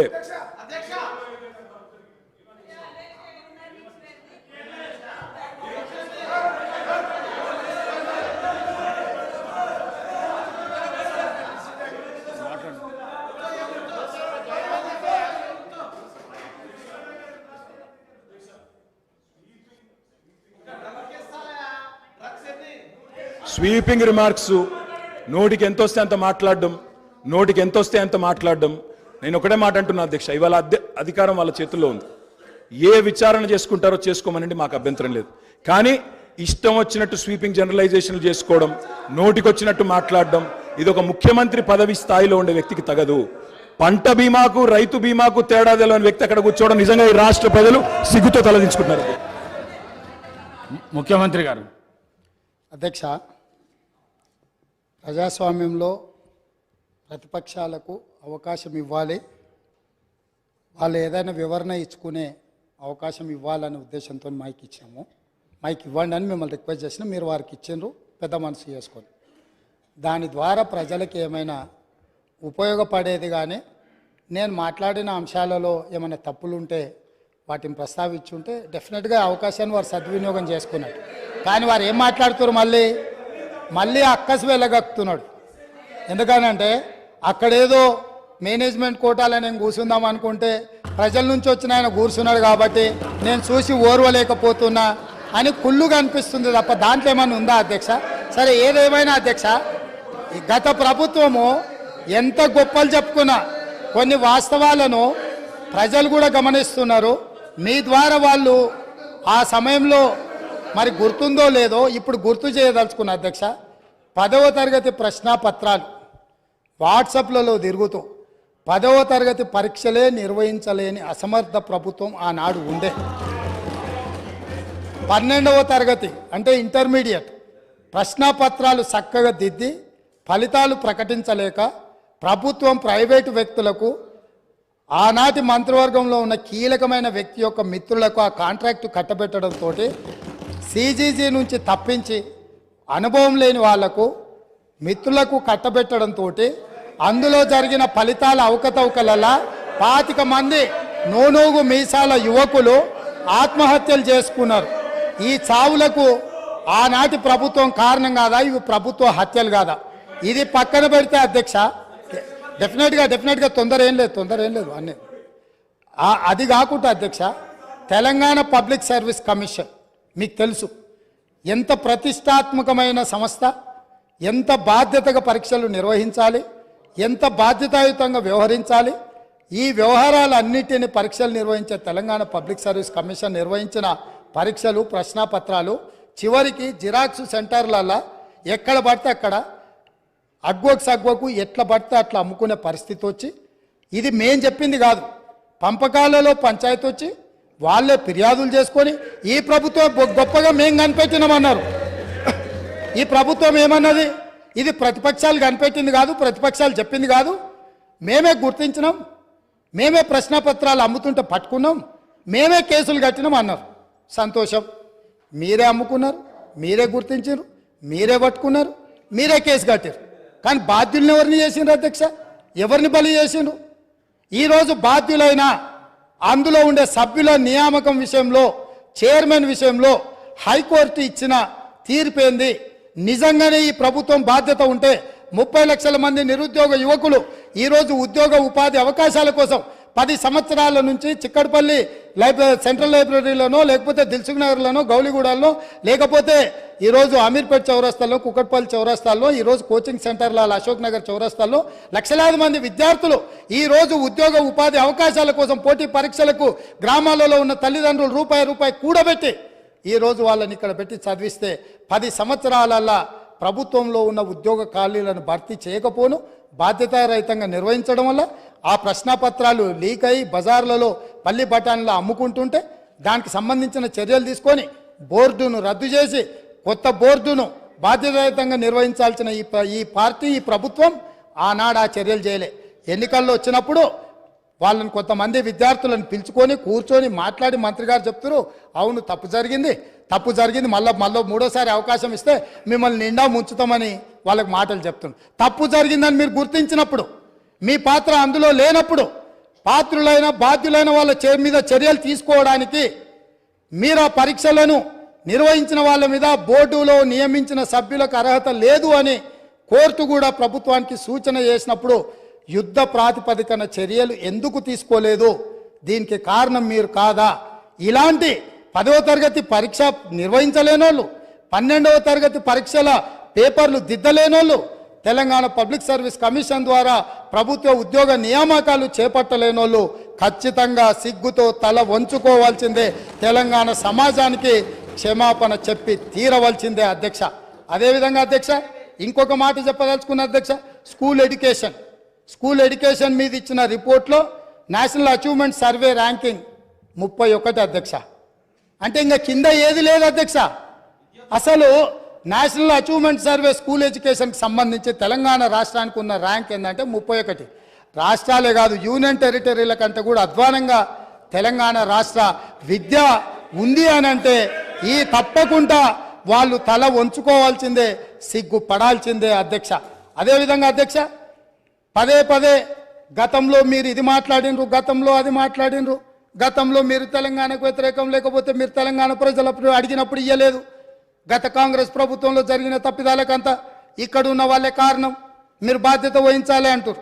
నేను ఒక్క మాట మీ ద్వారా చెప్పదలుచుకున్నా అధ్యక్ష, ఉమ్మడి రాష్ట్రంలో సమైక్య పాలనలో 16 మంది ముఖ్యమంత్రులుగా 16 సార్లు ముఖ్యమంత్రులుగా ఉన్నవాళ్ళు ఎవరు ఈ ప్రాంతానికి సంబంధించి న్యాయం చెయ్యలేదు, ఇక న్యాయం జరగదు అన్న ఆలోచన వచ్చి తెలంగాణ ప్రజలందరూ తెలంగాణ జేఏసీ కింద కోదండరామ్ గారి నాయకత్వంలో అన్ని రాజకీయ పార్టీలు ఏకమయ్యి ఒక్క పాటలో నడిచి, అది మిలియన్ మార్చ్ కావచ్చు, సకల జనుల సమ్మె కావచ్చు, అనేక రూపాలలో ఉద్యమాలను నిర్మించడం ద్వారా ఆనాడు సహకరించని పార్టీలను కూడా కాంగ్రెస్ పార్టీ మాట్లాడి కాంగ్రెస్ పార్టీ లోక్సభలో శ్రీమతి సోనియా గాంధీ గారు యూపీఏ చైర్పర్సన్ గారి నాయకత్వంలో మన్మోహన్ సింగ్ గారు ప్రధానమంత్రిగా ఉన్నప్పుడు తెలంగాణ రాష్ట్రాన్ని మేము ఏర్పాటు చేసిన మాట వాస్తవం కాదా?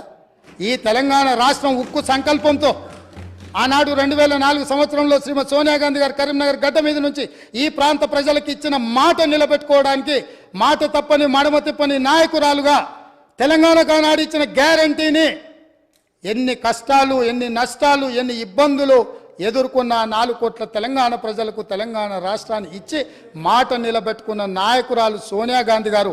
ఇది నేను కాదు, వాళ్ళ నాయకుడు ఇక్కడ నిలబడి చెప్పిండు. ఇవాళ వాళ్ళకు గుర్తు లేకపోతే మీ ద్వారా మిమ్మల్ని అడుగుతున్నా, ఓ రోజు వారు ఇక్కడ నిలబడి సోనియా గాంధీ గారి దయ వల్లనే, సోనియా గాంధీ గారి ఉక్కు సంకల్పం వల్లనే ఈ తెలంగాణ రాష్ట్రం వచ్చిందన్న చెప్పిన విషయాన్ని మీరు అనుమతిస్తే ఇక్కడ కెమెరా, ఇక్కడ వీడియో పెట్టి, ఇక్కడ మొత్తం టీవీ పెట్టి మీ ద్వారా వాళ్లకు తెలంగాణ ప్రజలకు నేను చూపించదలుచుకున్న అధ్యక్ష. ఇదే కాకుండా అధ్యక్ష, వస్తున్నా అక్కడికి కూడా వస్తున్నా, తొందరవాడు అంత తొందర ఎందుకు? నీది కూడా మేనేజ్మెంట్ కోటానే తెలుసు కదా, ఆ గట్టిగా అరుస్తున్నాయని కూడా మేనేజ్మెంట్ కోటానే. సో అదేవిధంగా అధ్యక్ష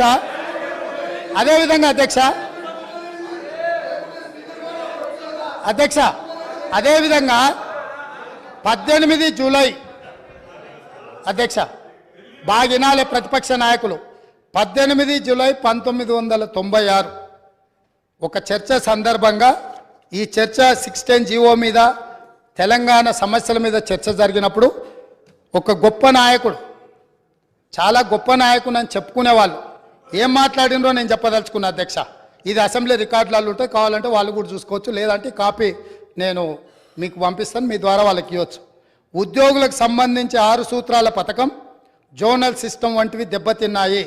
సర్ప్లస్ స్టాఫ్ను రాష్ట్రంలో ఏ మూలనైనా వాడుకునేలా వీలు ఉండాలి, కానీ ఆ విధానం లేదు. మనం విధించుకున్న ఆటంకం 6 సూత్రాల జోనల్ విధానం. సిబ్బందిని వినియోగించుకోలేక, పని లేకపోయినా కోట్ల లక్షల రూపాయలు నిరర్థకంగా పెట్టుకొని ఖర్చు చేస్తూ వృధా చేస్తున్నాం.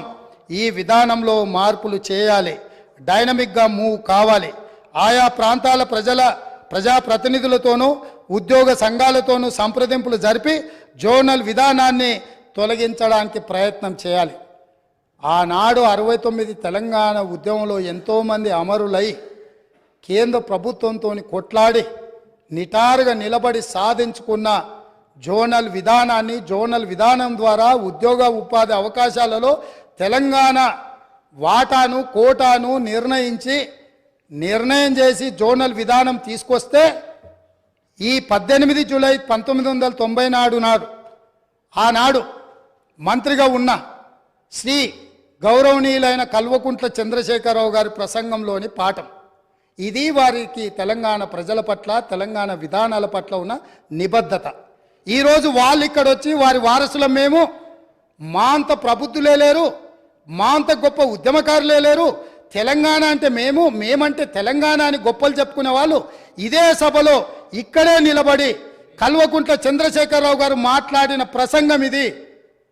ఇట్లా మాట్లాడినందుకు వారి తరఫున ఇక్కడ మాట్లాడిన వాళ్ళు మొదట తెలంగాణ ప్రజలకు క్షమాపణ చెప్పి, జోనల్ విధానాన్ని, 6 సూత్రాల విధానాన్ని వ్యతిరేకించినందుకు తెలంగాణ ప్రజలకు క్షమాపణ చెప్పి మాట్లాడితే బాగుంటుంది. చరిత్ర వెనకెళ్ళి తవ్వడం మొదలు పెడితే ఆ సమాధులల్లో మీరు కూరుకుపోతారు, మళ్ళీ బయటికి కూడా రారు. కాబట్టి పదే గతాన్ని తవ్వడం, ఎత్తిపోయడం అంటూ మొదలు పెడితే, ఈ పక్క నుంచి మేము ఎత్తిపోయడం మొదలు పెడితే మీరు తట్టుకోలేరు.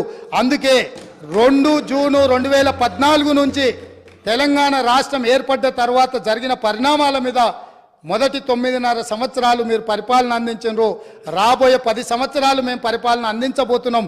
ఇందులో సహేతుకమైన సూచనల్ని, సలహాలని మీరు ఇవ్వడానికి ముందుకు రావాలి అని చెప్పి నేను వారికి గుర్తు చేస్తున్నా అధ్యక్ష. అదేవిధంగా అధ్యక్ష, ఈరోజు ఈ తెలంగాణ రాష్ట్రంలో మనం నిర్ధారించుకున్న విధానాలు అత్యంత క్లిష్టమైనవి, బాధ్యతాయుతమైనవి. ఈ 6 గ్యారంటీలు మేమే గుర్తు చేసుకున్నామని కాదు, ఈరోజు వారు కూడా బైబుల్ లాగానో, గీత లాగానో, ఖురాన్ లాగానో పవిత్రంగా చేతిలో పట్టుకొని తిరగవలసిందే. ఈ 6 గ్యారంటీల నుంచి ఎవరు తప్పించుకోలేరు. ప్రతిరోజు శ్రీరామ జపం చదివినట్టు, లేకపోతే ఖురాన్ పఠించినట్టు, బైబిల్ని చదివినట్టు ప్రతిరోజు మేము ఇచ్చిన 6 గ్యారంటీలను వాళ్ళ చేత ఈ సభలో వెల్లువేయించే బాధ్యత నాది అధ్యక్ష. ప్రతిరోజు వాళ్ళతో మాట్లాడిపిస్తా. ఎందుకు అనంటే వాళ్లకు కూడా పథకాలలో ఉన్న గొప్పతనం అర్థం కావాలి, అర్థం చెయ్యాలి. అందుకే మీరు మిమ్మల్ని విజ్ఞప్తి చేస్తున్నా, రిక్వెస్ట్ చేస్తున్నా, వాళ్లకు అవసరమైనప్పుడు మైక్ ఇచ్చి వాళ్ళని ఎప్పటికప్పుడు మాట్లాడించాల్సిందిగా నేను కోరుకుంటున్నాను అధ్యక్ష. అదే విధంగా అధ్యక్ష, గవర్నర్ ప్రసంగము కాంగ్రెస్ పార్టీ మేనిఫెస్టో లాగానే ఉందని మరి పెద్దలు చాలా అనుభవజ్ఞులు కడియం శ్రీహరి గారు, వారి పట్ల నాకు గౌరవం ఉంది. ఎప్పుడైనా మీరు ఇంతకాలము మంత్రిగా ఉప ముఖ్యమంత్రిగా పనిచేసిండ్రు, ఏ గవర్నర్ గారి ప్రసంగమైనా మా ప్రభుత్వం యొక్క ప్రణాళిక, మా విధి విధానాలు, మా భవిష్యత్తు ఏదైతే ప్రణాళిక ఉన్నదో ఆ భవిష్యత్తు ప్రణాళికలనే మేము క్యాబినెట్లో చర్చించి మేము భవిష్యత్తులో ప్రజలకి ఏ విధంగా మేము మేలు చేయబోతున్నామో, ఈ ప్రజల బాగు కోసం అభ్యున్నతి కోసం మేము చేపట్టబోయే చర్యలు ఏమున్నాయో గవర్నర్ ద్వారా మేము ప్రజలకు వివరించదలుచుకున్నాం. గవర్నర్ ప్రసంగం అంటే క్యాబినెట్ ఆమోదం పొందిన ప్రసంగం. కాబట్టి గవర్నర్ గారి ప్రసంగం ఎస్ బల్లగుద్ది చెప్తున్న మా కాంగ్రెస్ పార్టీ మేనిఫెస్టోనే గవర్నర్ గారి ప్రసంగంలో పెట్టినాం. అది మా బాధ్యత. అది అల్లా తప్పగా తయారు చేసింది కాదు, నిబద్ధతతోని నిక్కచ్చితంగా మేమందరం కూర్చొని, ఎవరో ఒక్కరు ఎక్కడనో కూర్చొని ఏదో రాసి ఏదో ఇచ్చి ఏదో చదివించే విధానం కాంగ్రెస్లో లేదు. సమిష్టి నాయకత్వం, సమిష్టి నిర్ణయాలు, సమిష్టిగా పరిపాలన జరుగుతుంది, సామాజిక న్యాయం జరుగుతుంది. అందుకే కాంగ్రెస్ పార్టీ స్పష్టంగా చెప్పింది, 6 గ్యారంటీలతో పాటు 7వ గ్యారంటీ ఇస్తున్నాం. ప్రజాస్వామ్యాన్ని ప్రజలకు అందిస్తాము, ప్రజలకు స్వేచ్ఛనిస్తాం, ప్రజలకు సామాజిక న్యాయాన్ని అందిస్తాం, సమానమైన అభివృద్ధిని తీసుకొస్తామని చెప్పి ప్రజలకు మేము మాట ఇచ్చినాం. 2004 నుంచి 2014 వరకు తీసుకొచ్చిన సంక్షేమ పథకాలు, అభివృద్ధి పథకాలు ఈరోజు హైదరాబాద్ నగరంలో ఉన్నాయంటే ఔటర్ రింగ్ రోడ్ వాళ్ళు కట్టినరా అధ్యక్ష? అంతర్జాతీయ ఎయిర్పోర్ట్ వాళ్ళు కట్టినరా? మెట్రో రైలు వాళ్ళు కట్టినరా? హైదరాబాద్కి కృష్ణానది జలాలు వాళ్ళు తీసుకొచ్చిండ్రా? హైదరాబాద్కి గోదావరి జలాలు వాళ్ళు తీసుకొచ్చిరా? హైదరాబాద్లో ఈరోజు తీగల వంతెన మీద ఫోటోలు దిగుతున్న వాళ్ళు ఆనాడు కాంగ్రెస్ పార్టీ అధికారంలో ఉన్నప్పుడు చేసిన ప్రణాళికనే అన్న సంగతి అప్పుడే మర్చిపోయినరా? ఇవాళ మీరు నెత్తి మీద నీళ్లు చల్లుకున్నంత మాత్రాన గోదావరి తాగునీటి జలాలకు ప్రణాళిక పెట్టింది ఎవరు, ప్రారంభించింది ఎవరు, పనులు ముందుకు తీసుకొచ్చింది ఎవరు అధ్యక్ష? ప్రాణహిత చేవెళ్ల ప్రాజెక్టును ఆనాడు దేవేందర్ గౌడ్ గారు పాదయాత్ర చేసి తెలంగాణ ప్రజలకు ప్రాణహిత చేవెళ్ల ప్రాజెక్టు కావాలి అని అంటే ఒక తెలంగాణ బిడ్డగా దేవేందర్ గౌడ్ గారు కాంగ్రెస్ పార్టీ కాకపోయినా ఆనాటి కాంగ్రెస్ పార్టీ ఎస్ ఈ ప్రాజెక్టు ద్వారా 14 లక్షల ఎకరాలకు 38,400 కోట్ల రూపాయలతోటి నీళ్లు ఇవ్వాలని ఉక్కు సంకల్పంతో డాక్టర్ బాబాసాహెబ్ అంబేద్కర్ ప్రాణహిత చేవెళ్ల ప్రాజెక్టును ప్రారంభించారు. పెద్దలు వెంకటస్వామి గారి సూచనతోని ఆ పేరును పెట్టినరు. పనులు ప్రారంభించి చేవెళ్లలో అర్ధాంతరంగా ఆగిపోయిన పనులకు ఎవరు బాధ్యత తీసుకుంటారని నేను అడుగుతున్నా అధ్యక్ష. ఆనాడు కాంగ్రెస్ పార్టీలో ఉన్న నాయకులు చిన్నారెడ్డి గారు లాంటి వాళ్ళు మాట్లాడడం వల్ల పాలమూరు ప్రాంతానికి, రంగారెడ్డి ప్రాంతానికి సాగునీటి ప్రాజెక్టు నిర్మించాలి, సాగునీరు తాగునీరు ఇవ్వాలి అని పాలమూరు రంగారెడ్డి ఎత్తిపోతల ప్రాజెక్టుకు 2013లోనే మంజూరు ఇచ్చి పనులను సర్వేలు చేయమని ఆదేశాలు ఇచ్చి దానికి పునాది రాయి వేసింది కూడా కాంగ్రెస్ పార్టీ కాదా అని నేను అడుగుతున్నా. ఉమ్మడి రాష్ట్రంలో చివరి జీవో నెంబర్ 69 నారాయణపేట కొడంగల్ ఎత్తిపోతల పథకానికి 8.5 టీఎంసీలతో 1,500 కోట్ల రూపాయలతో 1,07,000 ఎకరాలకు సాగునీరు తాగునీరు ఆ ప్రాంతానికి అందించాలని ప్రాజెక్టు ఆమోదిస్తే నికర జలాల కేటాయింపుతోనే ఆనాడు గవర్నర్ గారు జీవో ఇస్తే ఆ జీవోను ఈనాటి వరకు తుంగలు తొక్కిపెట్టి నారాయణపేట కొడంగల్ ప్రాంతాన్ని ఎడారిగా మార్చింది వాళ్ళు కాదా? ఈ వివక్ష వీళ్ళు చేసింది కాదా అని నేను అడుగుతున్నా అధ్యక్ష. ఇదేనా ఈ తెలంగాణ రాష్ట్రంలో తెలంగాణ వాడు ముఖ్యమంత్రిగా ఉండి తెలంగాణ ప్రాంతాన్ని పరిపాలిస్తున్నాడు అన్నప్పుడు ఎందుకు మా ప్రాంతాలు వివక్షకు గురైనాయి? మా ప్రాంతాలు ఈ రోజుకి వలసల ప్రాంతంగా ఎందుకు ఉన్నది? ఈ వలసలకు, ఈ చావులకు వీళ్ళు కారణం కాదా అని నేను అడుగుతున్నా అధ్యక్ష.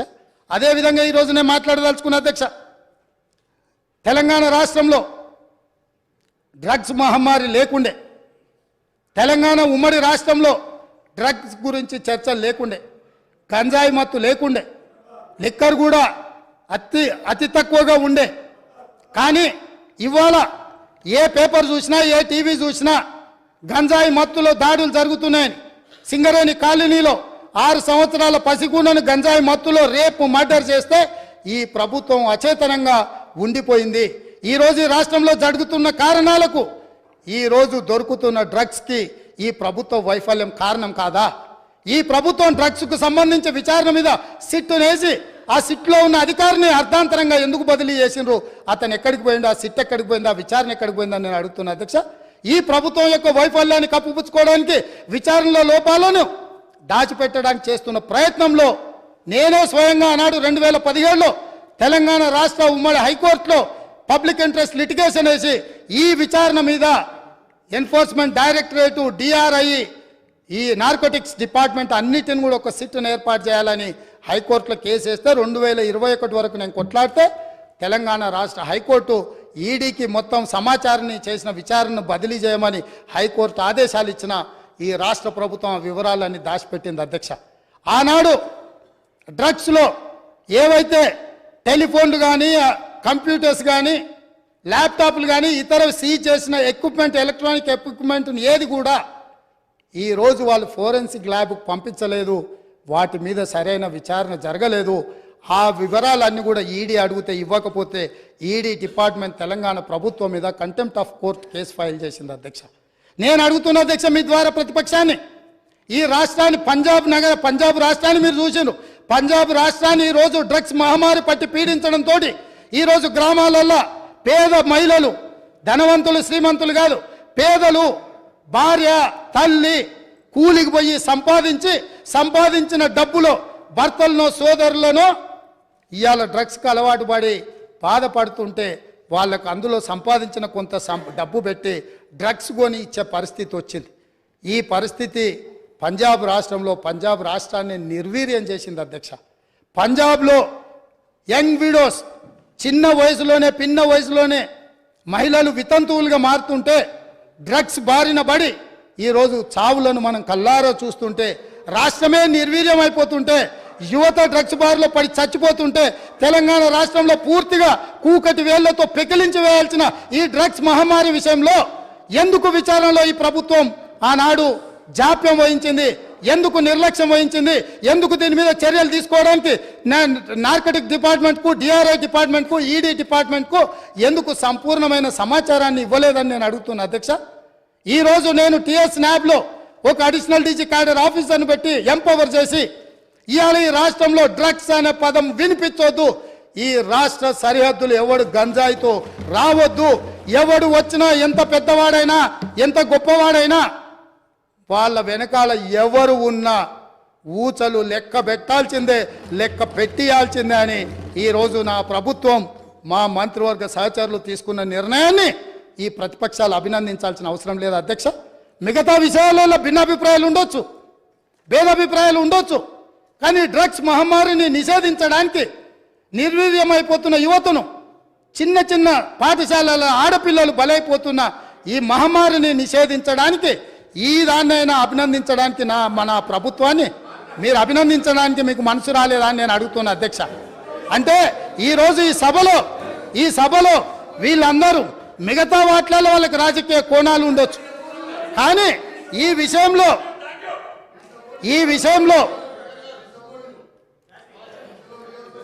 రన్నింగ్ కామెంట్ చేయకండి దయచేసి ప్లీజ్.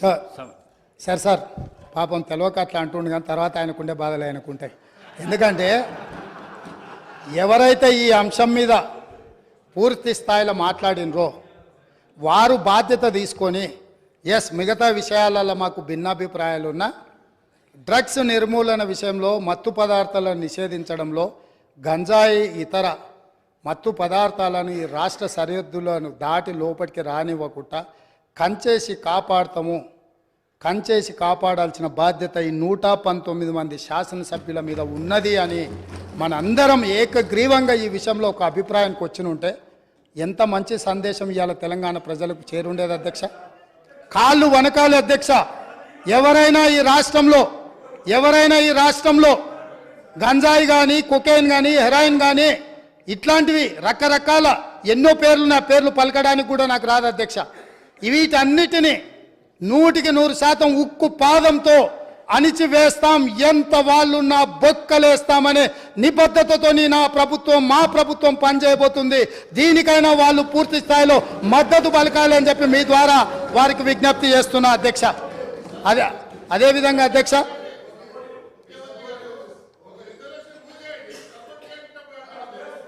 ఇప్పుడు గవర్నర్ గారి ప్రసంగంలోనే ఈ అంశాన్ని స్పష్టంగా ప్రస్తావించిన.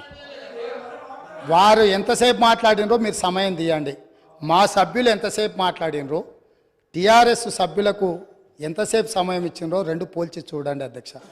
ఈ విషయంలో మనకు భిన్నాభిప్రాయాలు భేదాభిప్రాయాలు ఉండాల్సిన అవసరం ఏముంది అధ్యక్ష?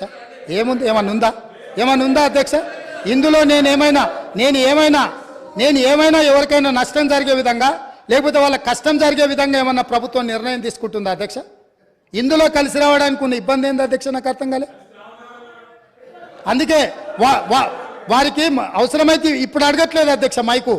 ఒకవేళ ఇప్పుడు నేను ఇంతసేపు మాట్లాడినా మైక్ అడిగిన ఉంటే మీరు మైక్ ఇచ్చుంటే వారు మాట్లాడుతుంటే వారు మాట్లాడడానికి మైకు తీసుకొని ముందుకు వస్తే ఇవ్వండి అధ్యక్ష. ఇది ఒక మంచి కాజ్ కదా. ఈ ఒక్క మంచి కాజ్కి వారిని ముందుకు వచ్చేందుకు మైక్ ఇవ్వండి అధ్యక్ష. గౌరవ కేటీఆర్ గారు. స్పీకర్స్ ఆయనకు బ్రేక్ తీసుకోవాలంటే బ్రేక్ తీసుకోమన్నాడు సార్, మాకేం అభ్యంతరం లేదు. మాట్లాడి అలసిపోయినట్టున్నారు, మాకేం అభ్యంతరం లేదు. కానీ అధ్యక్ష వారేదో కొత్తగా ఏదో చేసినట్టు డ్రగ్స్ విషయంలో అధ్యక్ష మా ముఖ్యమంత్రి గారు మా గౌరవ పెద్దలు మా పార్టీ అధ్యక్షులు ఈరోజు లీడర్ ఆఫ్ ఆపోజిషన్ కేసీఆర్ గారు వారు పాపం మరి ఫాలో అవుతారా లేదా వార్తలు నాకు తెలియదు. కానీ సివి ఆనంద్ గారు అనే అడిషనల్ డైరెక్టర్ జనరల్ ఆఫ్ పోలీస్ని టిఎస్ న్యాబ్ అనేది ఏర్పాటు చేసిందే మా ప్రభుత్వం. Telangana state anti narcotics bureau ఏర్పాటు చేసిందే మా ప్రభుత్వం. ఏర్పాటు చేయడమే కాదు, సివి ఆనంద్ గారిని అపాయింట్ చేయడమే కాకుండా దాదాపు 9 నెలల కిందటనే ఆ కార్యాచరణ కూడా ప్రారంభించి మొత్తం అన్ని జిల్లాల ఎస్పీలు, ఇప్పుడు వారు చెప్పారు కదా ముఖ్యమంత్రి గారు, మొత్తం ఒక పూచిక పుల్ల గదులొద్దు, అసలు గంజాయి అనేది కనబడొద్దు అన్న మాట ఏదైతే వారు చెప్పినారు అధ్యక్ష. పంజాబ్ గురించి కూడా గొప్పగా చెప్పారు అధ్యక్ష. మరి పంజాబ్లో నిన్న మొన్నటి దాకా ఉన్నది కాంగ్రెస్ ప్రభుత్వమే అధ్యక్ష, వారు మర్చిపోయినట్టున్నారు. పంజాబ్ ఇవాళ మత్తులో మునిగిపోతోంది, యంగ్ విడోస్ అనేది అయితే మాట్లాడారో అక్కడ ఉన్నదంతా కాంగ్రెస్ ప్రభుత్వమే. ఉడతా పంజాబ్ అనే సినిమా వచ్చింది కూడా మీ కాంగ్రెస్ ప్రభుత్వంలో, అది కూడా తెలుసుకోండి అధ్యక్ష. భిన్నాభిప్రాయం ఉంది అన్నారు, ఎక్కడుంది అధ్యక్ష భిన్నాభిప్రాయం? అధ్యక్ష మేము ఒకవేళ భిన్నాభిప్రాయం ఉంటే మా ప్రభుత్వం ఎందుకు పెడుతుంది అధ్యక్ష? Telangana state anti narcotics bureau ఎందుకు పెడుతుంది? ఎందుకు సివి ఆనంద్ లాంటి కాంపిటెంట్ ఆఫీసర్ని పెడుతుంది?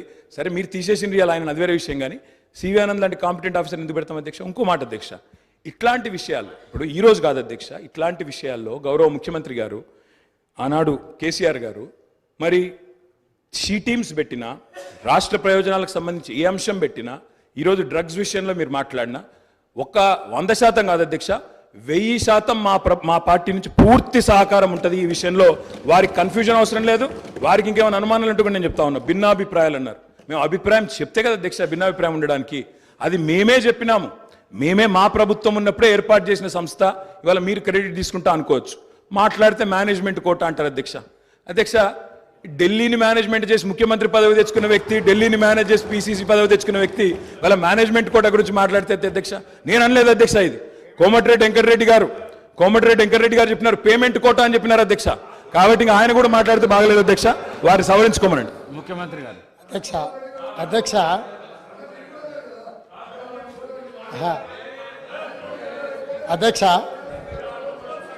సభ్యుడికి ఇట్లయినా పరివర్తన వస్తుందేమని నేను అనుకున్నా. స్పష్టంగా ఒక అంశానికే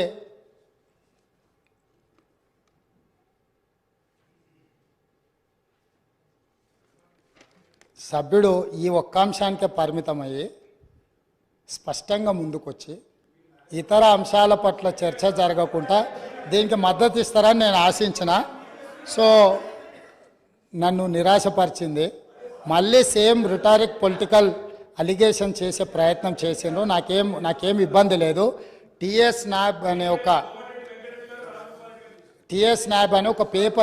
ఒక పేపర్ మీద కాగితం తయారు చేసిండ్రు అధ్యక్ష. ఆ తయారు చేసిన దానికి సివి ఆనంద్ గారికి అడిషనల్ ఛార్జ్ మాత్రమే, హైదరాబాద్ కమిషనర్గా కొనసాగుతూ టిఎస్ న్యాబ్ డైరెక్టర్గా అడిషనల్ ఛార్జ్ వారు ఇచ్చిండ్రు. ఒక నిమిషం అక్కడికి వస్తున్నారు. మీరే ఏర్పాటు చేసిన దాంట్లో ఏమేం లేకుండా చేసిండ్రు కూడా అవి కూడా చెప్తాను, ఎందుకంటే మీరు మొదలుపెట్టారు కాబట్టి మొత్తం చెప్పాలి కదా.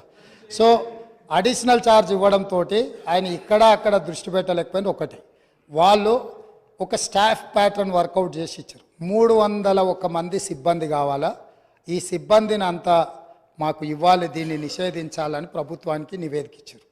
10% సిబ్బందిని కూడా వాళ్ళకి ఇవ్వలే.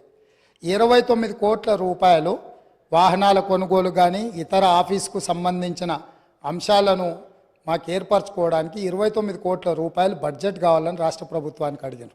1 రూపాయి కూడా ఈ రోజు వరకు ఇవ్వలే. టిఎస్ నాయబ్ అనే ఒక పేపర్ సంస్థను ఏర్పాటు చేసి దానికి అడిషనల్గా ఒక ఏడీజీ సిటీ కమిషనర్ గారిని పెట్టి ఆ సంస్థను నిర్వీర్యం చేసిండ్రు కాబట్టి నేను అవన్నీ విమర్శల జోలికి వెళ్ళలే. కాకపోతే వారు ఇప్పుడు చెప్పిండ్రు కాబట్టి నేను ఇవన్నీ చెప్పాల్సి వస్తుంది. అందుకే ఈరోజు నేను ఫుల్ టైం ఏడీజీని దానికి వేసినాను.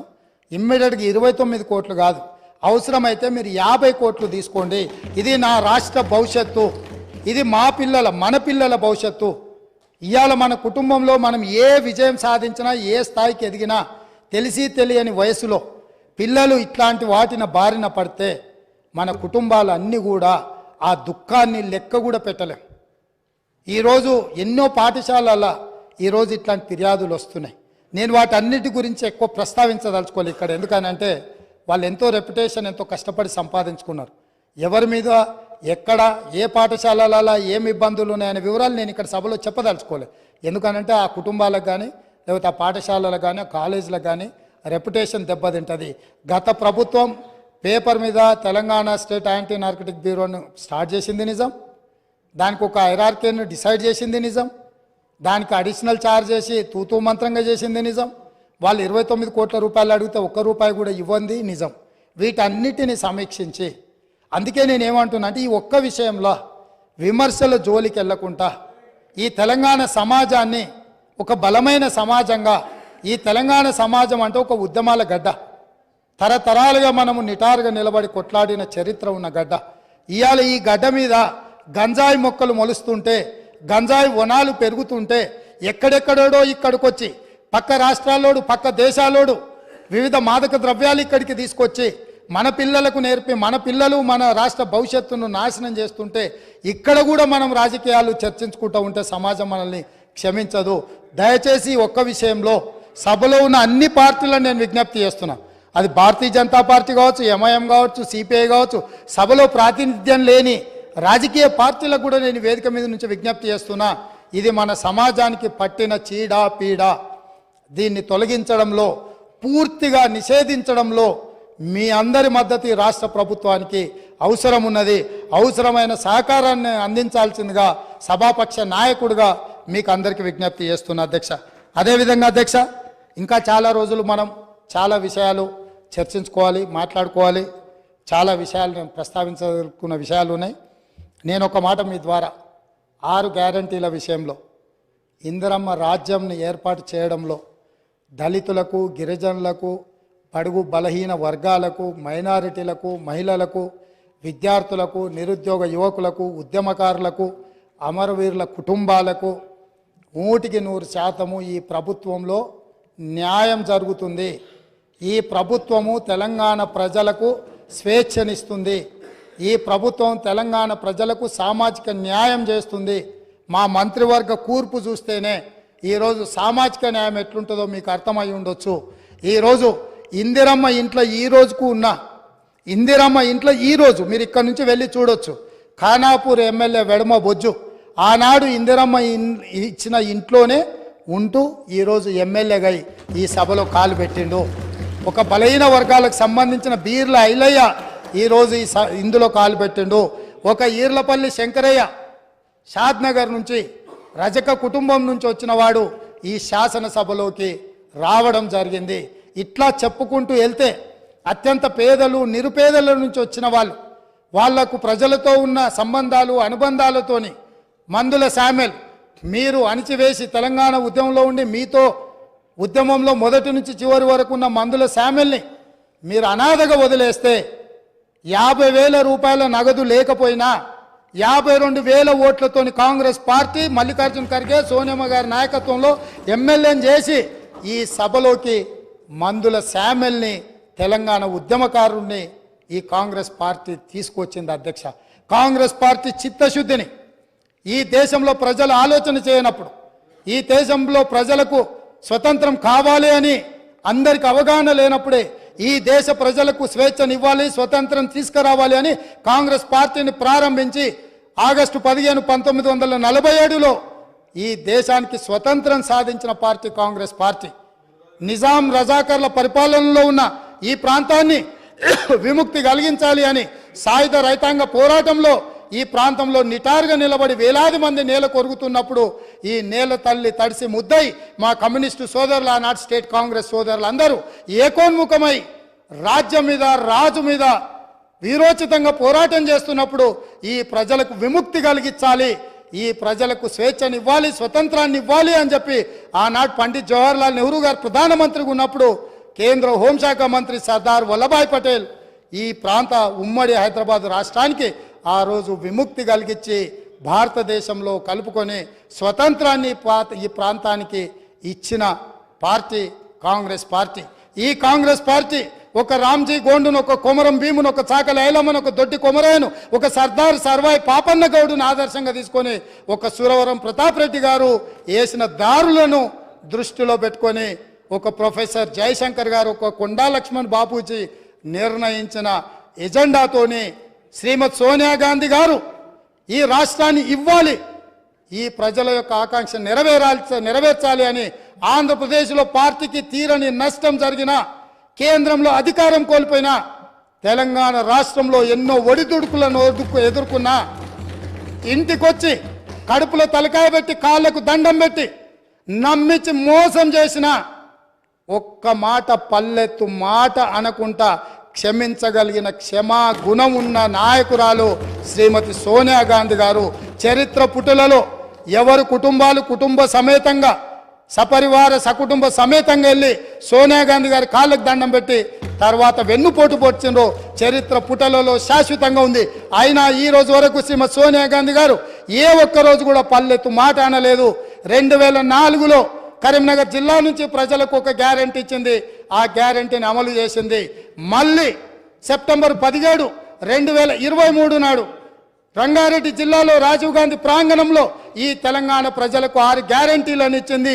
ఏ కష్టం వచ్చినా ఏ నష్టం వచ్చినా ఎవరు అడ్డుపడ్డా ఎవరు నిలవరించాలి ఎవరు అభ్యంతర పెట్టినా 6 గ్యారెంటీలను ఖచ్చితంగా అమలు చేసే గ్యారెంటీని ఈ రోజు ముఖ్యమంత్రిగా నా మంత్రివర్గ సహచరులందరి తరఫున తెలంగాణ ప్రజలకు మాట ఇస్తున్నా, ప్రతిపక్షాలను ఇప్పటికి కూడా వారికి విజ్ఞప్తి చేస్తున్నా, మేము విధానపరమైన నిర్ణయాలు చేస్తాం, ప్రతిపక్షాలుగా బాధ్యతాయుతంగా సలహాలు సూచనలు ఇవ్వండి.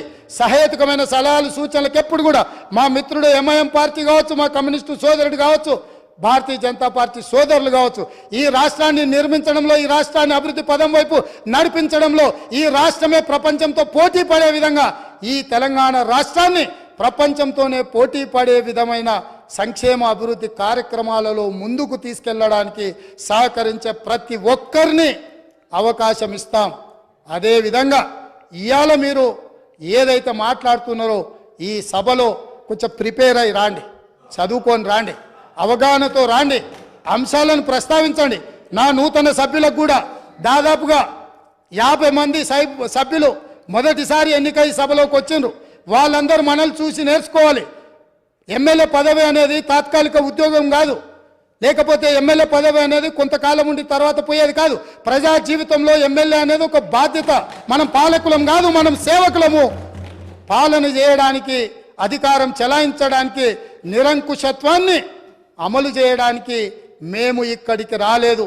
మేము పాలకులము కాదు అధ్యక్ష, మేము సేవకులము. 4 కోట్ల ప్రజలకు సేవ చేయడానికే మేము ఇక్కడికి వచ్చినాం. మీరు ఏ న్యాయబద్ధమైన సలహాలు సూచనలు ఇచ్చినా తప్పకుండా అనుమతిస్తాం. ఒకవేళ ఇక్కడ మీకు న్యాయం జరగలేదు అనుకుంటే మీరు నిరసనలు తెలుపొచ్చు, ధర్నాలు చేయొచ్చు. ధర్నా చౌక్లో మా మిత్రుల ఆమరణ నిరాహార దీక్ష చేయొచ్చు. తప్పకుండా ధర్నా చౌక్ను తిరిగి వాళ్ళు వినియోగించుకొని ధర్నా చౌక్ను మళ్ళా ధర్నాలు చేయొచ్చని మళ్ళీ ముందుకు రావాలి. వాళ్ళలాగా నిషేధితపు ఆలోచనలు కానీ లేకపోతే ఫ్యూడల్ విధానాలు కానీ కాంగ్రెస్ పార్టీ ఎప్పటికీ అమలు చేయదు. మళ్ళొకసారి ఈ అవకాశం ఇచ్చిన మీకు, ఒక మంచి సాంప్రదాయానికి తెరలేపిన గవర్నర్ గారికి ధన్యవాదాలు తెలియజేసుకుంటూ సెలవు తీసుకుంటున్నాను అధ్యక్ష.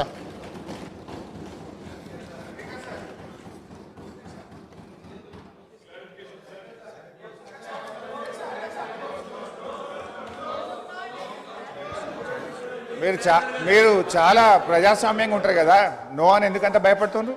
ఓపికగా ఉండండి, ప్లీజ్ వెయిట్. మీరు చాలా డెమోక్రటిక్ అని చెప్పుకున్నారు కదా ఇప్పటిదాకా. డెమోక్రసీ మాటల్లో కాదు చేతల్లో కనబడాలి. Please wait. వాళ్ళిద్దరే కాదు, ఇంకా సభ్యులు ఉన్నారు అధ్యక్ష. వాళ్ళు పదే పదే మాట్లాడుతూనే ఉన్నారు కదా అధ్యక్ష. మిగతా వాళ్ళకు కూడా ఇయ్యండి అవకాశం. పాపం ఫ్లోర్ లీడర్ ఇవ్వలేదు, ప్రసంగానికి కూడా ఇతరులకు ఇవ్వలేదు, అనుభవజ్ఞులు అయిన ఉన్నారు. పాపం కడియం శ్రీహరి గారు చూసి అవకాశం రాక లేచి బయటకు వెళ్ళిపోయినట్టున్నారు. దయచేసి మీరు దానికి రీజనబుల్గా ఏదైనా ఉంటే మిగతా సభ్యులకు కూడా అవకాశం ఇవ్వండి అధ్యక్ష. మీరు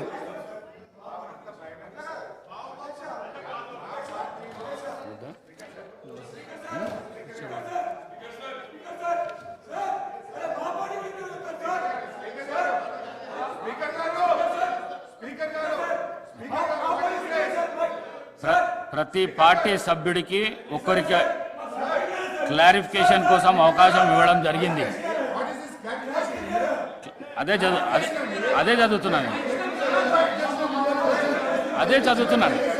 చదువుతున్నాను.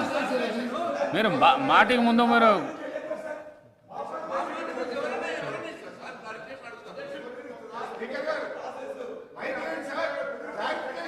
Clarification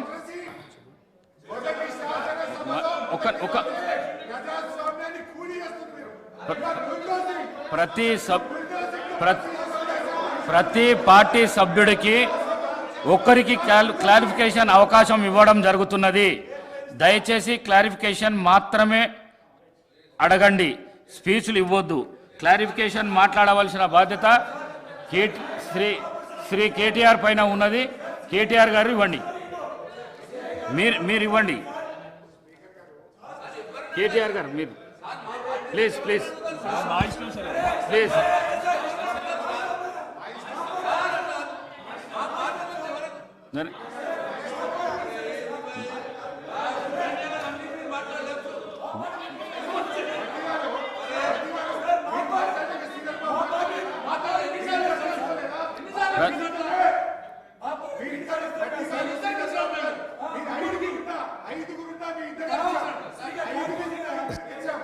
speaker sir, general convention of the house sir, ఎవరైతే ఈ ధన్యవాద తీర్మానంపై మాట్లాడతారో వారికి క్లారిఫికేషన్ ఆగండి సార్, ఆగండి sir. Speaker sir, it is your discretion sir. If clarification పైన వారు ఒక నిమిషం మాట్లాడితే సబ్జెక్ట్ పైన మీ నిర్ణయం పైన ఆధారపడి ఉంటుంది. If is goes out of the context, please take a conscious decision. గౌరవ సభ్యుని నేను కోరుతున్నా, క్లారిఫికేషన్ ఇస్తేనే మాట్లాడండి, వేరంటే మైక్ మాత్రం ఇది చేసేస్తాను. ప్లీజ్ మీరు కూర్చోండి.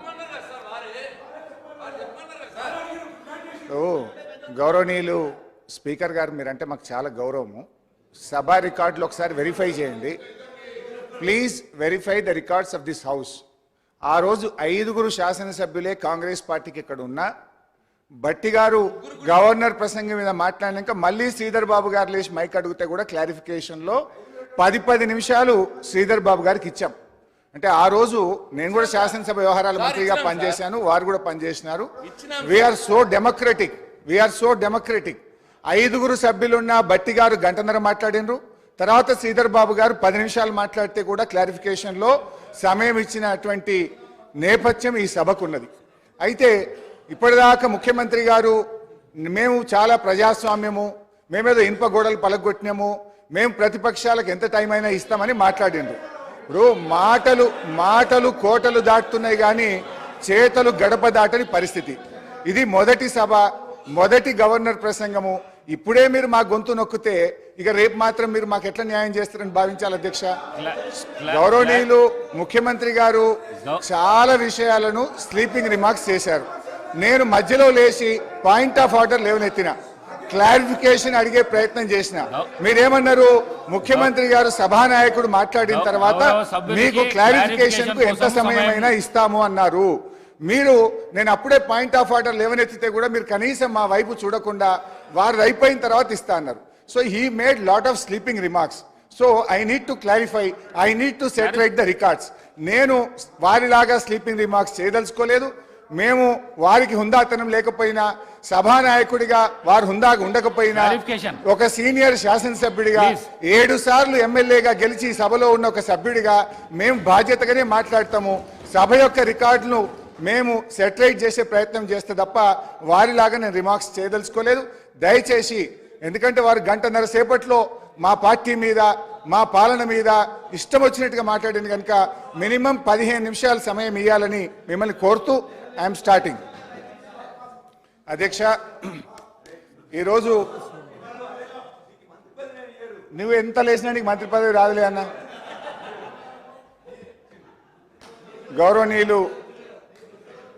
గౌరవ ముఖ్యమంత్రి రేవంత్ రెడ్డి గారు అన్న ప్లీజ్, కోమటిరెడ్డి రాజగోపాల్ అన్న జర దయనే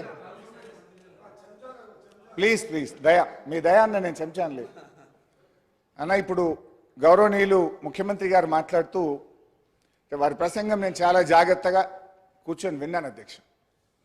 వారు ఇంకా ఈ రాష్ట్రానికి ముఖ్యమంత్రి అయినట్టుగా భావించడం లేదు. వారి ప్రసంగ తీరు కానీ ఈ సభ వారు నడుపుతున్నటువంటి తీరు చూస్తూ ఉంటే ఇంకా ఆయన ప్రతిపక్షంలో ఉన్నట్టు, ఒక పిసిసి అధ్యక్షుడిగా ఉన్నట్టు, ఒక స్లీపింగ్ రిమార్క్స్ ఎలక్షన్ స్పీచ్ తరహాలో వారు మాట్లాడుతూ ఉన్నారు. బాధ్యతాయుతంగా మాట్లాడతారేమో, వారు మారుతారేమోనని నేను భావించాను. కానీ వారి ప్రసంగం అంతా కూడా ఒక ప్రతిపక్షంలో ఆ రోజు ఎట్లయితే గోబల్స్ ప్రచారం చేస్తూ ఒక అబద్ధాన్ని 100 సార్లు చెప్తే నిజమైద్దన్న రీతిలో గతంలో వ్యవహరించారో, ఇవాళ సభానాయకుడు కూడా అదే తీరును వారు ప్రదర్శించడం ఇది దురదృష్టకరం. ఈ సభకు ఆయనకు మంచిది కాదని నేను హితవు పలుకుతా ఉన్నాను. ఇకపోతే అధ్యక్ష, వారు కుటుంబ పాలన గురించి ప్రారంభించారు. వెనకటికి కూడా గొంగళ్ళ కూర్చొని ఇంటికెళ్ళేరిండట. ఇవాళ వాళ్ళ పరిస్థితి అట్లా ఉన్నది. అసలు మీ పార్టీ నెహ్రూ గారు, సోనియా గాంధీ గారు, రాజీవ్ గాంధీ గారు చనిపోతే ఒక NRI Italy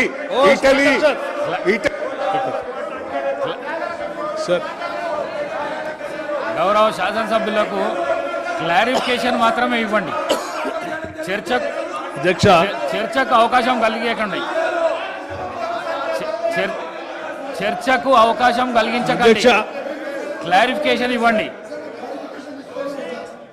no please please please please please please మీరు వెళ్ళండి. Please take your seat. Please please please please please please please. అధ్యక్ష, క్లారిఫికేషన్ అంటే అధ్యక్ష క్లారిఫికేషన్ అంటే ధన్యవాదాలు చెప్పినటువంటి గౌరవ సభ్యులు వారు తృప్తి పడకపోతే తిరిగి మరి వారు ఏమన్నా 1-2 ప్రశ్నలు అడిగితే మళ్ళీ ఏమైనా సమాధానం చెప్పడానికి సభానాయకులు గారికి ఆలోచన ఉంటుంది. మాట్లాడింది ఏమి కేటీఆర్ గారు, హరీష్ రావు గారు లేచి నేను క్లారిఫికేషన్ అంటే ఎట్లా అధ్యక్ష? హరీష్ రావు గారు లేచి మళ్ళీ మాట్లాడటం అంటే ఇంకో 2వ ప్రశ్న అడగటం, అది ఇంకో క్వశ్చన్ కిందకి వస్తుంది తప్ప అది క్లారిఫికేషన్ కిందకి రాదు. క్లారిఫికేషన్ అంటే కేటీఆర్ గారే మాట్లాడాలి. దయచేసి పోనీ సభా వ్యవహారాల మంత్రి గారు సరే 1 నిమిషం హరీష్ రావు గారు మాట్లాడతారు క్లారిఫికేషన్ అని అడిగినప్పుడు వారు క్లారిఫికేషన్లోకి పోవాలి. కానీ జవహర్లాల్ నెహ్రూ గారి దగ్గర నుంచి చరిత్రలోకి వెళ్తే మేము చాలా విషయాలు మాట్లాడాల్సి ఉంటుంది. దయచేసి అది కరెక్ట్ కాదు. ఏదైనా ఉంటే కేటీఆర్ గారు క్లారిఫికేషన్ ఏమైనా ఉంటే 1-2 అడిగి ముగించవలసిందిగా కోరుతా ఉన్నాం. బట్టి గారు, I have lot of respect for you. మీరు ఇక్కడ కూర్చున్నప్పుడు కూడా 5 సభ్యులున్నా మీరు గంటన్నర మాట్లాడినా బెల్లు కొట్టలే స్పీకర్ గారు. అంత డెమోక్రటిక్గా మేమున్నాం. ఇక్కడ మీరేమో మాటలేమో డెమోక్రసీ, చేతలేమో నిరంకుశత్వం. మీరు మా గొంతు ఎందుకు నొక్కుతున్నారని ఎందుకంత భయపడుతున్నారు? మీరు నిజంగా మేము మాట్లాడిన దానికి సమాధానం చెప్పండి. మీ దగ్గర సమాధానం ఉంటే మీరు మాట్లాడినప్పుడు మేము విన్నాం ఓపికగా. మా మాట వినండి, సమాధానం చెప్పండి. మీరు అన్నారు కదా రాత్రి 12 దాకా కూర్చుందాం, తొందర ఏమున్నది? Come on let us discuss. ఎందుకు భయపడుతున్నారు? గుమ్మడికాయ దొంగ అంటే భుజాలు తడుముకున్నట్టు నా గొంతు ఎందుకు నొక్కుతున్నారు? మైక్ ఎందుకు కట్ చేస్తున్నారు? Please please please bear with us. అధ్యక్ష, అసలు కుటుంబ నేపథ్యం కలిగిన పార్టీ కాంగ్రెస్ పార్టీ. మీరు ఒకరి తర్వాత ఒకరిని పెట్టుకొని వచ్చి ఇవాళ మమ్మల్ని పట్టుకొని మేము ప్రజల నుంచి ప్రజాస్వామ్యంగా ఎన్నికై వచ్చినాం అధ్యక్ష. ఇవాళ మీరు మమ్మల్ని గురించి ఈ రకంగా మాట్లాడడం అనేటువంటిది కేవలం మా మీద ఒక ఆరోపణలు చేసే ఉద్దేశమే తప్ప ఇలా సదుద్దేశం లేదు. ముఖ్యంగా అధ్యక్ష, అసలు మీ చరిత్ర ఎవరికి తెలియదు? మన తెలంగాణ ముద్దుబిడ్డ పివి నరసింహారావు గారు ఈ దేశ ప్రధానమంత్రిగా చనిపోతే కనీసం చూడడానికి కూడా పోనటువంటి పార్టీ మీ కాంగ్రెస్ పార్టీ. మీ సోనియా గాంధీ గారు కానీ సార్ ఆబ్జెక్షన్ సార్.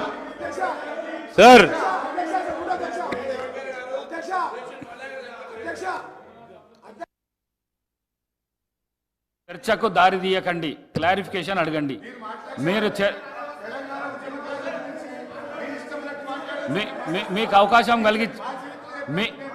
మీకు అవకాశం కలిగించిన క్లారిఫికేషన్ కోసం క్లారిఫికేషన్ అడగండి ప్లీజ్. మీరు క్లారిఫికేషన్ అడగండి ప్లీజ్.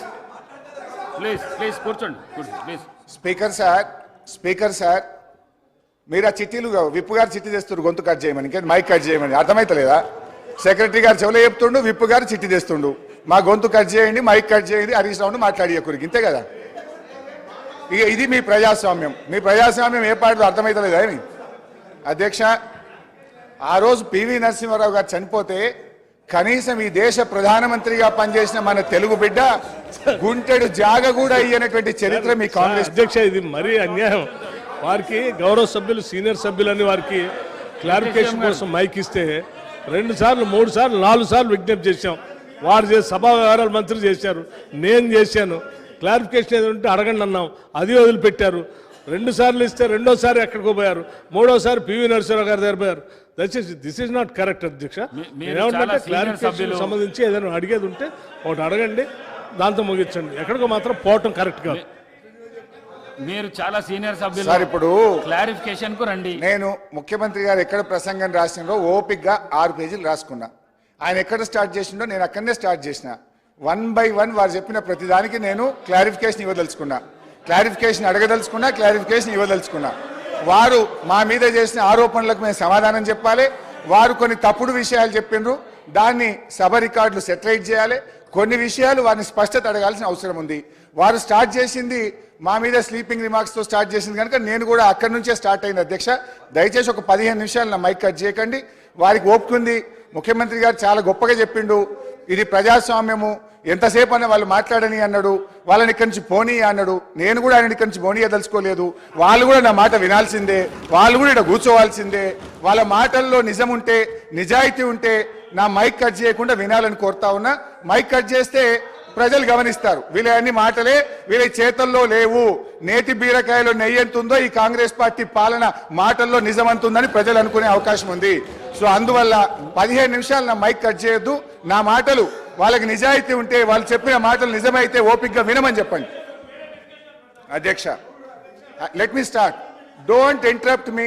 మీరు ముఖ్యమంత్రి గారు మాట్లాడితే మేము విన్నాం, ఇవి రాసుకున్నా, నేను 8 పేజీలు రాసుకున్నా, ఓపికగా పెన్ను బట్టి రాసుకున్నా. మీరు రాసుకోండి, మళ్ళీ నాకు సమాధానం చెప్పండి, మీరు సమాధానం చెప్పండి నాకు.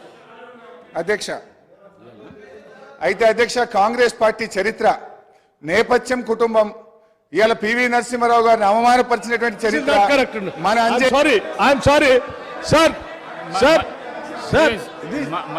మీరు క్లారిఫికేషన్ పెట్టి పివి నరసింహారావు గారి దగ్గర పోతారు, లేకపోతే నెహ్రూ గారి దగ్గర పోతారు. ఎన్ని సంవత్సరాలు పోతారండి పివి గారి దగ్గరికి? ఎన్ని సంవత్సరాలు పోతారు నెహ్రూ గారి దగ్గరికి? చెప్పి 10 సంవత్సరాలు అయిపోయా. చాలండి, చాలు.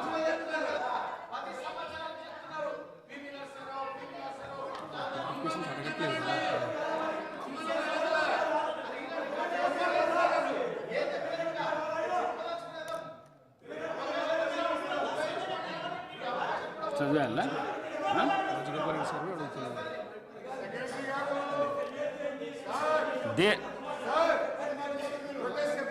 నేను మీ మీదున్న గౌరవంతో సీనియర్ శాసనసభ్యులు కాబట్టి క్లారిఫికేషన్ అడుగుతారని మీకు మైక్ ఇచ్చిన. నేను మీకు అస్సలు మీకు ఎవరైతే ఫస్ట్ నుంచి క్లారిఫికేషన్స్ అడుగుతున్నారో శ్రీ కేటీ రామారావు గారికి నేను ఇవ్వాలి. కానీ మీరు అడిగినారు సీనియర్ శాసనసభ్యులని మీకు ఇస్తే మీరు సభను చర్చ దిక్కుపోయేటట్టు.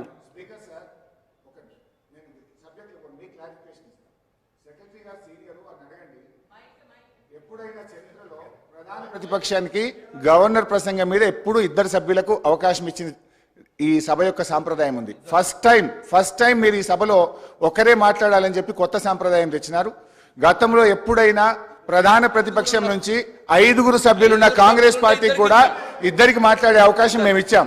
ఇవాళ 39 మంది శాసనసభ్యులున్న మాకు ఈ సభలో మీరు అవకాశం ఇవ్వమంటే మేము ప్రొటెస్ట్ చెప్తాం. మరి మాట్లాడమంటే మాట్లాడతా అధ్యక్ష, మాట్లాడడానికి మీకు మైక్ ఇయ్యము, మీ గొంతు నొక్కుతాము అని కాంగ్రెస్ పార్టీ మొదటి రోజే నిర్ణయించుకుంటే మరి నాకు ప్రొటెస్ట్కి అవకాశం ఇవ్వండి.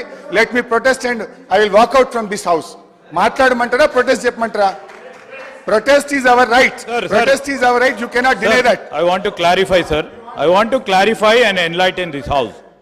Sir, 20th January 2019, discussion on motion of thanks on governor's address. ఒక్కరే సార్, కొప్పుల ఈశ్వర్ గారు, అదేవిధంగా వేముల ప్రశాంత్ రెడ్డి గారు మాట్లాడారు. అదేవిధంగా 19 మళ్ళా మా పార్టీ నుంచి వెంకటరమణారెడ్డి గారు మాట్లాడారు. ఇప్పుడు వారి పరంగా ఉన్నారు సార్. అదేవిధంగా రాజాసింగ్ గారు బీజేపీ నుంచి మాట్లాడారు, ఎంఐఎం నుంచి ఒకరు మాట్లాడారు.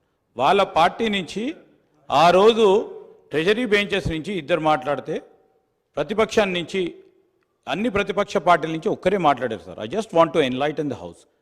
యూనో డీవియేషన్ కాదు, నేను గౌరవ మరి చాలా సీనియర్ శాసనసభ్యులు హరీష్ రావు గారిని కోరుతా ఉన్నాను.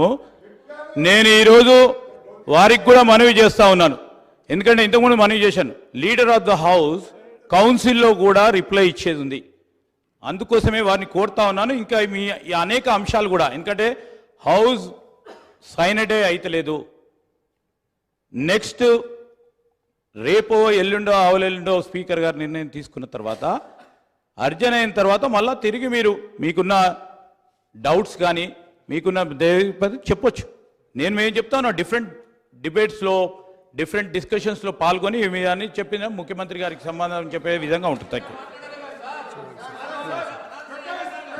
There are no amendments to the motion of thanks to the address by governor. The question is that the following motion moved by Dr. T. Ram Mohan Reddy and seconded by Sri Vivek Venkateswamy is before the house.